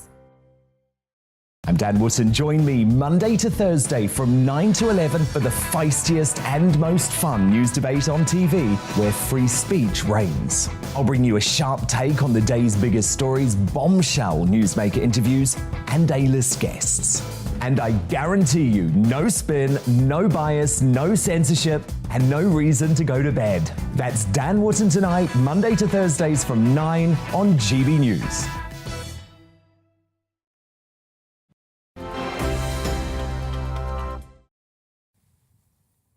Welcome back. It's 25 minutes past 1, and you're watching and listening to Alastair Stewart and friends here on GB News. Her Majesty the Queen has had a tough old time of it recently. Resilient to the core, she sent a message to Team GB's curling team to celebrate their win at the Winter Olympics after it was confirmed that she was suffering with coronavirus. But reports have now emerged that she's become too frail to walk even her corgis, and has had to pull out of attending the Commonwealth ceremony tomorrow. That's something that really matters to her deeply. Even suggestions in the newspapers this morning that she might not be able to attend the memorial service for her late husband, the Duke of Edinburgh. So what does it all mean? What does it tell us about Her Majesty's health? I'm delighted to be joined by a good friend of mine and a good friend of this programme, Charles Ray, former royal correspondent on the Sun newspaper. One thing that you and I and other friends always avoid doing is scaremongering, particularly when it relates to Her Majesty. But a picture is building up now of people around her just taking it incredibly carefully. Yes, they are, Alistair, and good afternoon. The situation is the palace are making it clear there are no new health concerns about Her Majesty, but she has pulled out of this event tomorrow, the Commonwealth Service event, which, as you quite rightly say, is a very important date in her diary. And they have done it on the basis of her comfort, because she would have to travel 30 miles in from Windsor in a car and be at a church service at Westminster Abbey for the best part of an hour. So they've decided, and she's agreed to it, that she should stay away for it, and the Prince of Wales will represent her at the service. Now, the problem we've got is that on March the 29th, there is the Thanksgiving / memorial service for Prince Philip. And that is an equally, and if not more important event in her diary. And it's the same scenario, 30 miles from Windsor Castle to Westminster Abbey, and a church service for about an hour. And there is a huge question mark over as to whether she will be able to attend. She will want to attend. There's no doubt about that at all in my mind. But we now hear that she has not been walking her dogs. I mean, that is a pastime that she thoroughly enjoyed. She hasn't been walking the corgis for about 6 months. She's obviously given up riding horses. She's 95. What would you expect? And so every time we hear something about the Queen, we all sort of tense up and feel anxious about things, because the last thing we all want, inevitably it's going to happen, but the last thing we all want is for her not to be a constant in all of our lives. And let's not forget, Alistair, that the vast majority, I think it's something like 75% of this country, have never known another monarch in that 70 years. So it is an incredible woman she is. Yeah. And to underline that important distinction that you make, that it's about mobility and about long journeys, 30 miles, she was up to and looking great when she met with Justin Trudeau. I mean, that's doing business. We understand she's still reading the boxes that she gets from ministers. So that there's no mental deterioration. She's absolutely up for it. She just doesn't want to move around any more than she needs to. Sharp as a tack, and when we saw her with Justin Trudeau, she was standing and they were shaking hands, and there was huge smiles on her face and on his face. And you're absolutely right. The palace are actually saying that she's still going to continue with her whatever duties that she's got next week, reading the boxes. I'm not sure if there's any meetings with various people, whether it's on via Zoom or actual meetings face to face, but she will continue, and they will keep on monitoring how things are. 95, frailty and mobility, but still as sharp as a tack. Yeah. And everybody else in the family pulling their weight. We were just, while you were chatting there, looking at some balcony pictures. But Prince Harry, I'm afraid, again saying he definitely won't be coming to that memorial service. No, for fears of his security. Well, I'm not surprised at all he's not coming. I personally think he's using the security scenario. He's suing the Home Office because he says it's more dangerous in the UK for him to come with his family. Absolutely ridiculous, but I think he's using that as an excuse now. I think he's behaving like a spoilt brat, to be perfectly honest. And I think the Queen will be devastated that he's not going to be there for his grandfather's Thanksgiving service. And Dara McGrady, her former chef, was only tweeting the other day that Prince Philip would end up giving him a clip round the ear. Princess Diana would definitely not be happy with his actions at all, and I totally agree with that.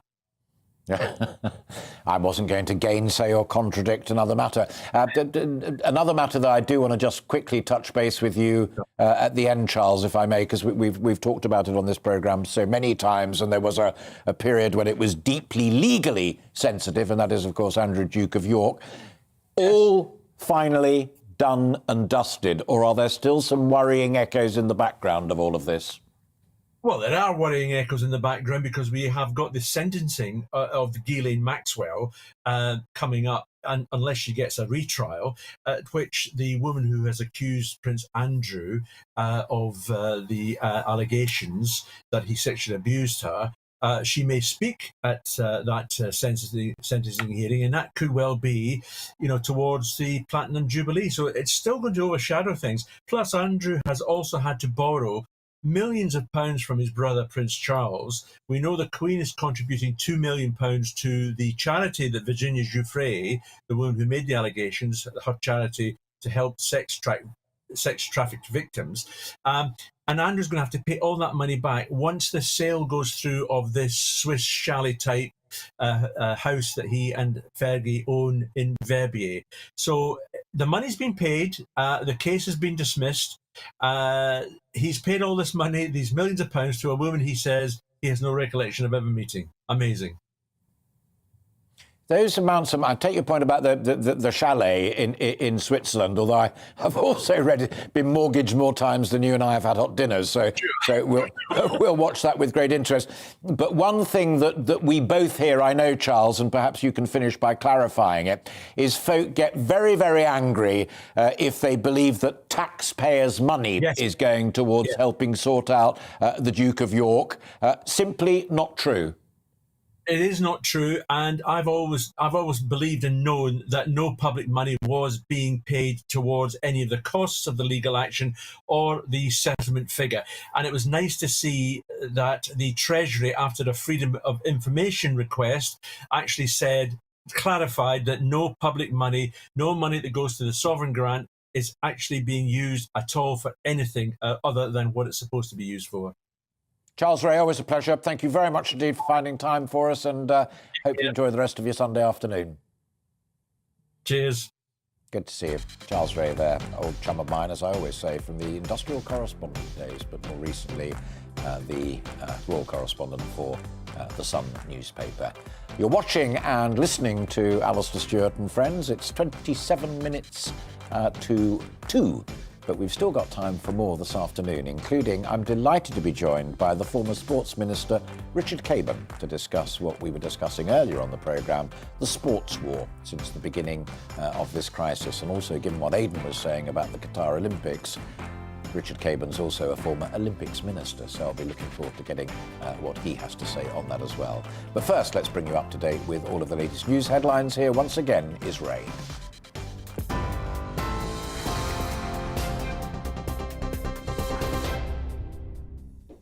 Thanks, Alistair. It's 1:34. Let's get the latest from the GB newsroom.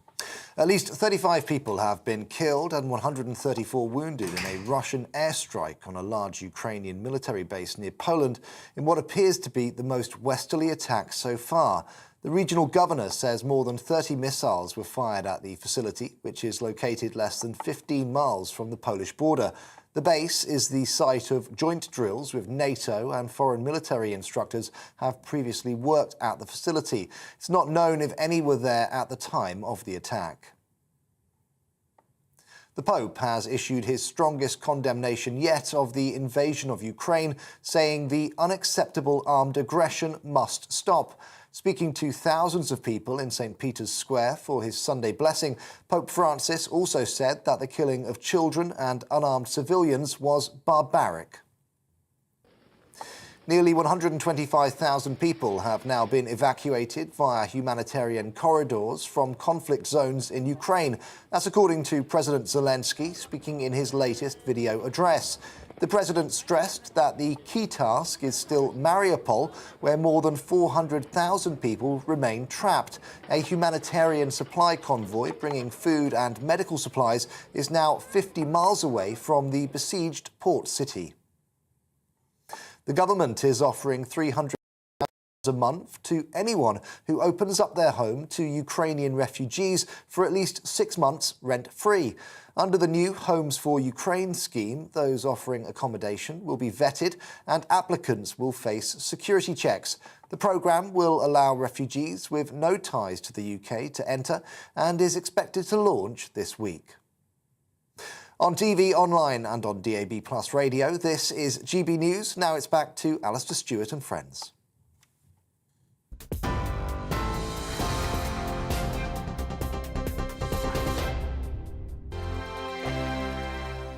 GB News is the UK's home of discussion and debate from all perspectives. To stay up to date on the latest stories, make sure that you subscribe to the GB News channel right here on YouTube. You can watch us live 24/7 across the whole world. You can also check out exclusive content and catch up on previous episodes of your favourite shows.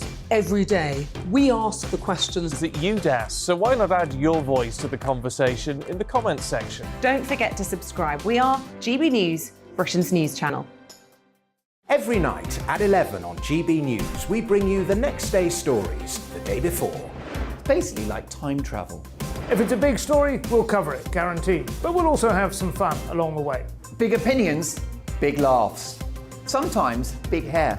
This is Headliners, the paper review show that won't send you to sleep like the others will. 11 p.m, 7 nights a week. Join us.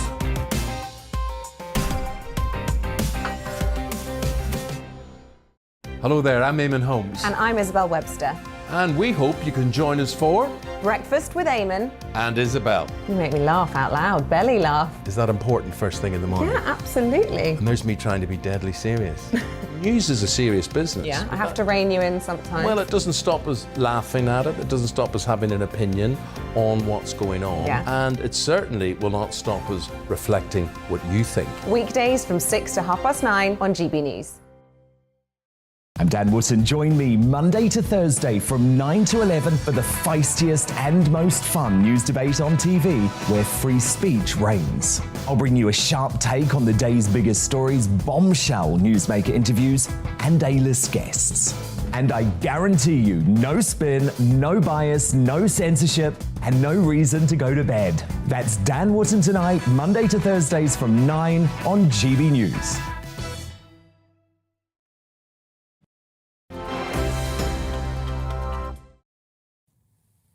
Welcome back. It's just coming up to 20 minutes to 2, and you're watching and listening to Alastair Stewart and Friends here on GB News TV and radio. More than £150 million has been donated to the UK's Disasters and Emergency Committee appeal to help people fleeing from the war in Ukraine.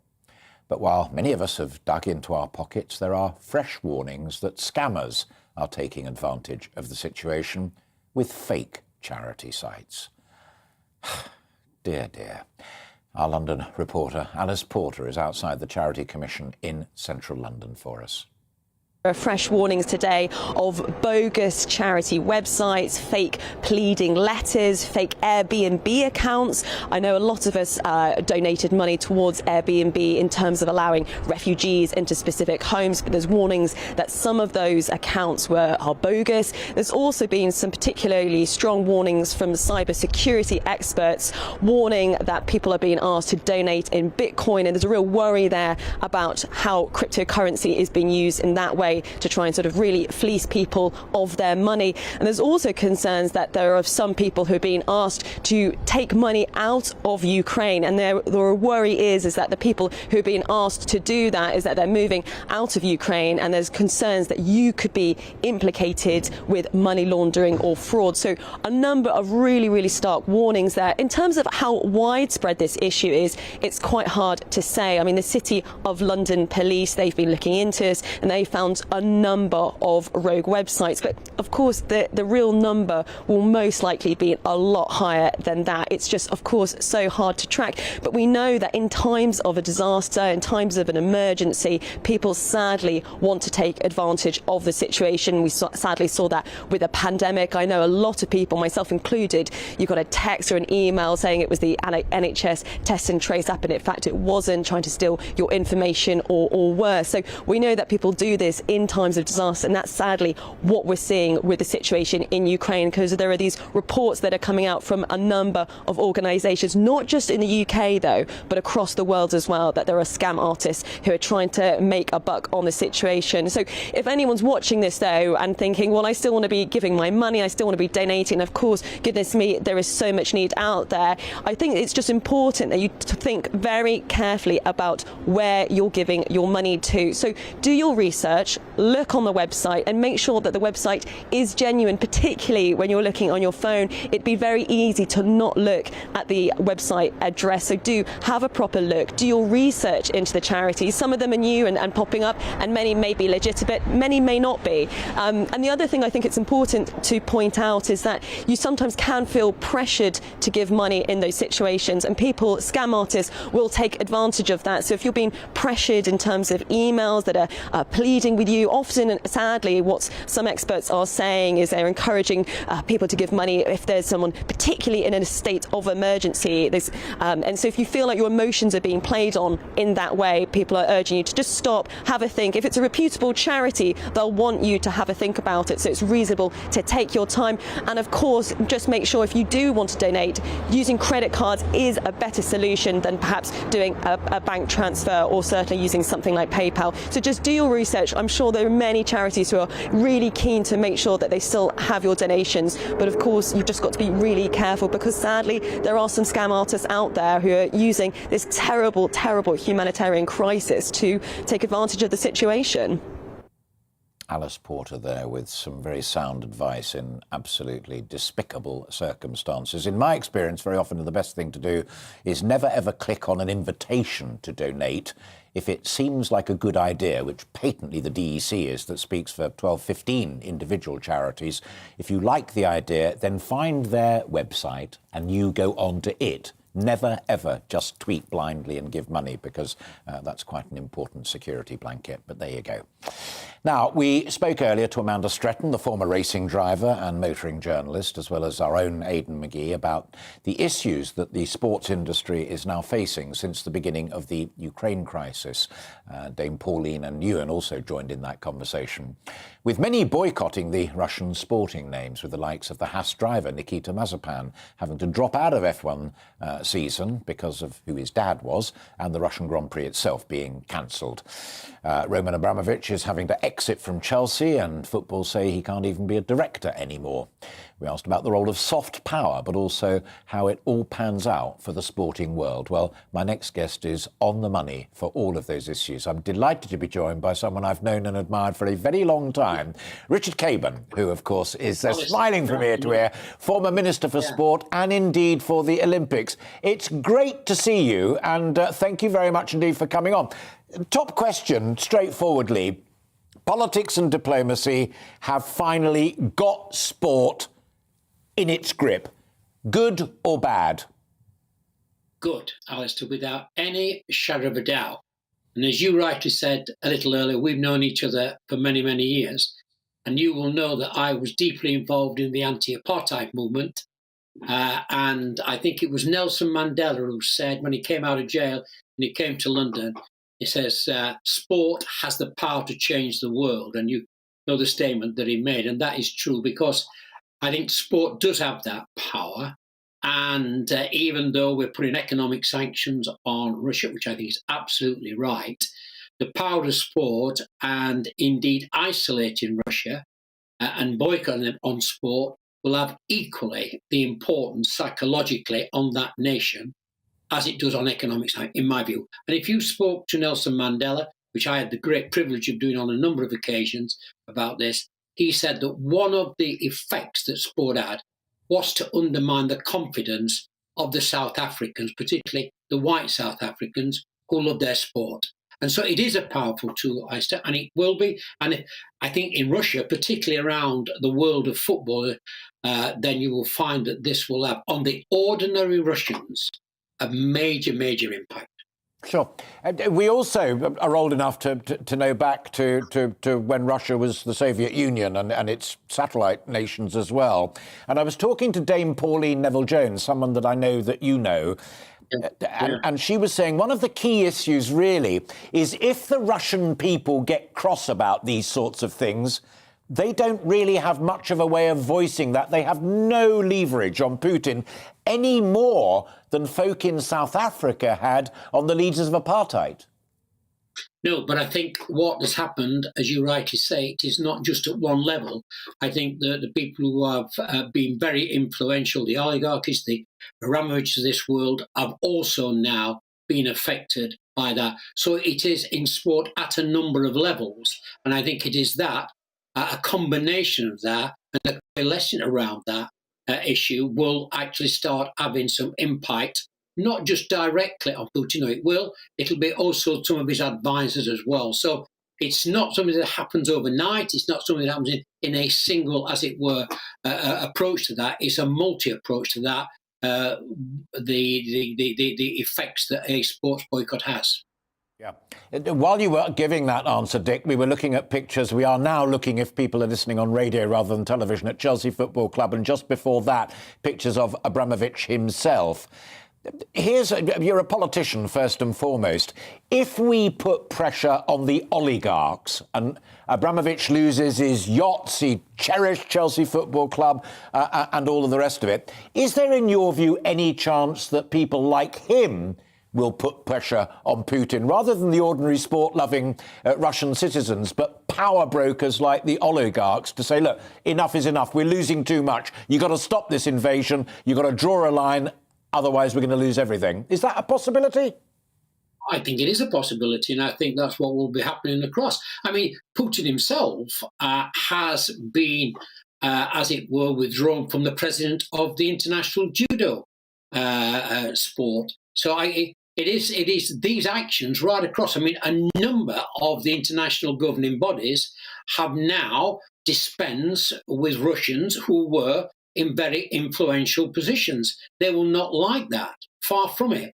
And I think that will now be manifesting itself in, if not opposition, but a real concern where the nation of Russia is going as a pariah in sport. And that's what it is. At every level, you've got that. From the president himself, as it were, of the presidency of the international judo body being removed, right through to the fact. And I've never seen, and I've been like yourself around for a little while, particularly in sport, but I have never seen a manifestation of opposition through sport to what is happening in Ukraine. You know, I was down at Bramall Lane, the Sheffield United's ground, a couple of weeks ago, and the fans were there. You've seen at every sporting event. It's not just the officials that are doing that. It's not just Thomas Bach, as right as he is, to engage the International Olympic Committee in that. It's right down to normal fans.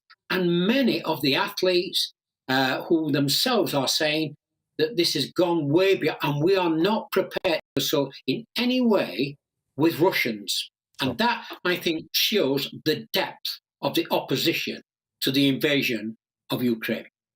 That's a fascinating point, because what I wanted to ask you next, before you'd said that, was in some people's minds there is a line to be drawn between punishing an errant state, whether it's South Africa all those years ago or whether it's Russia right now, and punishing the individual Olympics. You take the Paralympics, for example, where the Russian team were told you may not attend, not even in as it were, independent colours. You simply can't be there. It's been their lifelong ambition to be there and simply compete.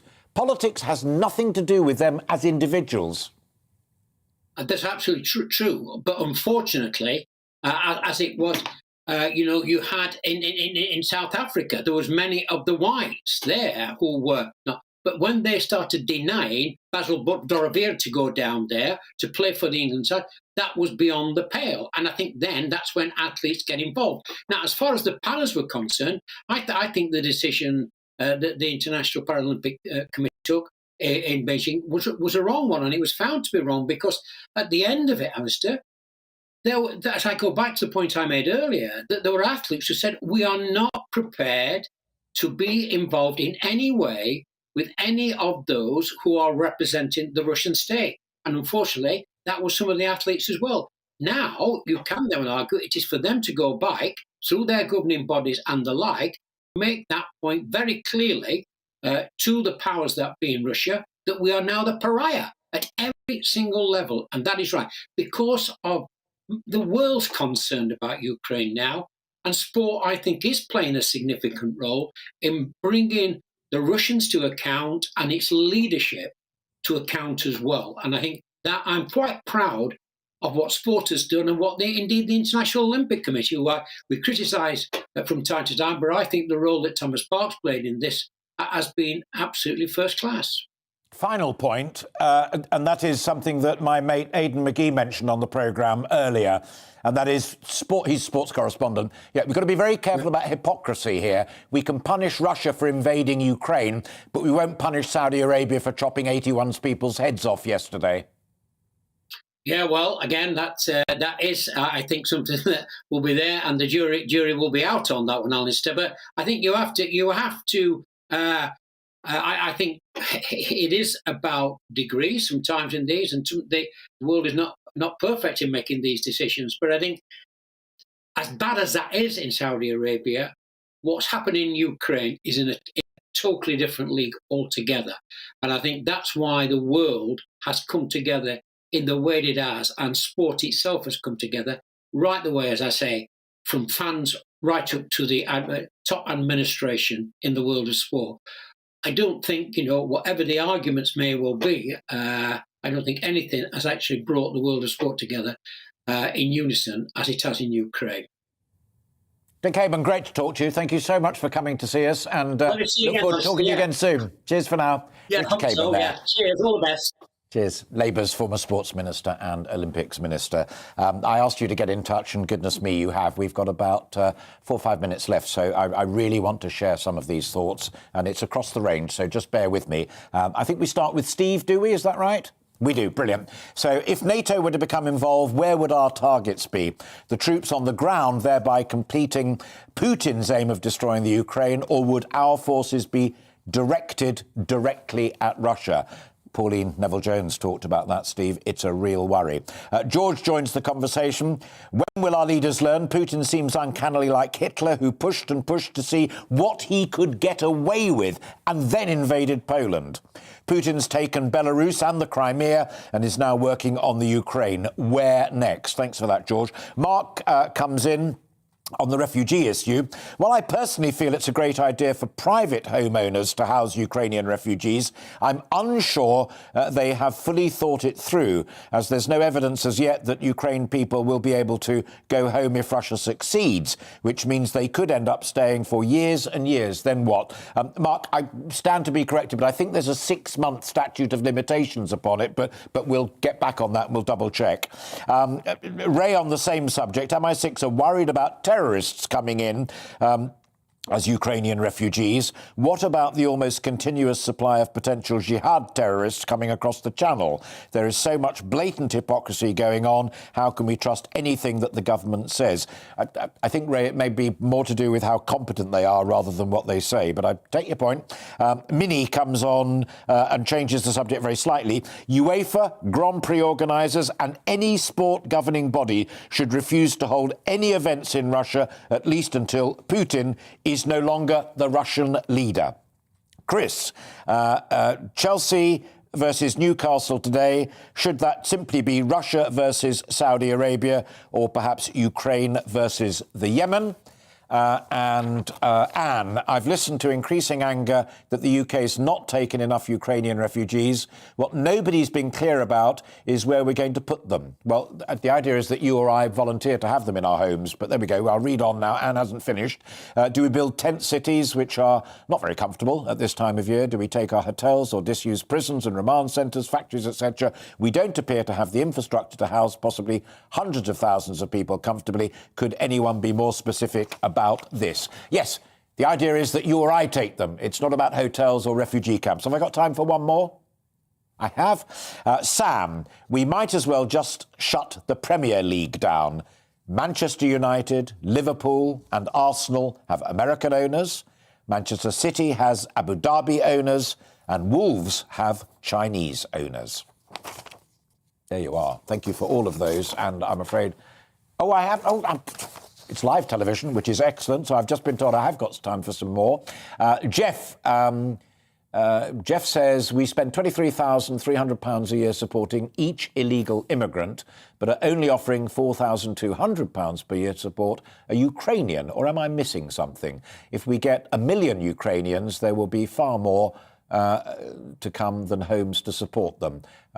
So what then? Give them affordable homes instead of the young who can't afford to get on the ladder. Needs a lot of thought.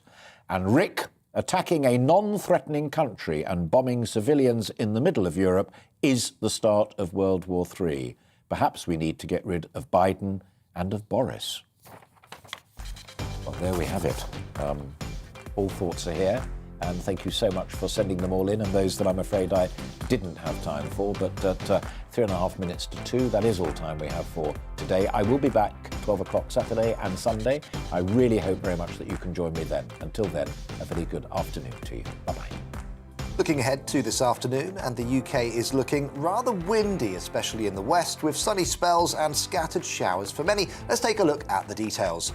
The southwest of England will be windy with coastal gales. There'll be a mix of sunny spells and scattered showers. The showers heavy with possible hail and thunder at times. The winds will be lighter for southeast England. There will be some sunny spells, but also some showery rain, which will slowly clear eastwards. It'll be windy in Wales, especially along western coasts. There will also be sunny spells and scattered showers, possibly thundery at times as well. Northwest England will also be windy, especially along the coast where gales are possible. There'll be a mixture of bright or sunny spells along with scattered, locally heavy and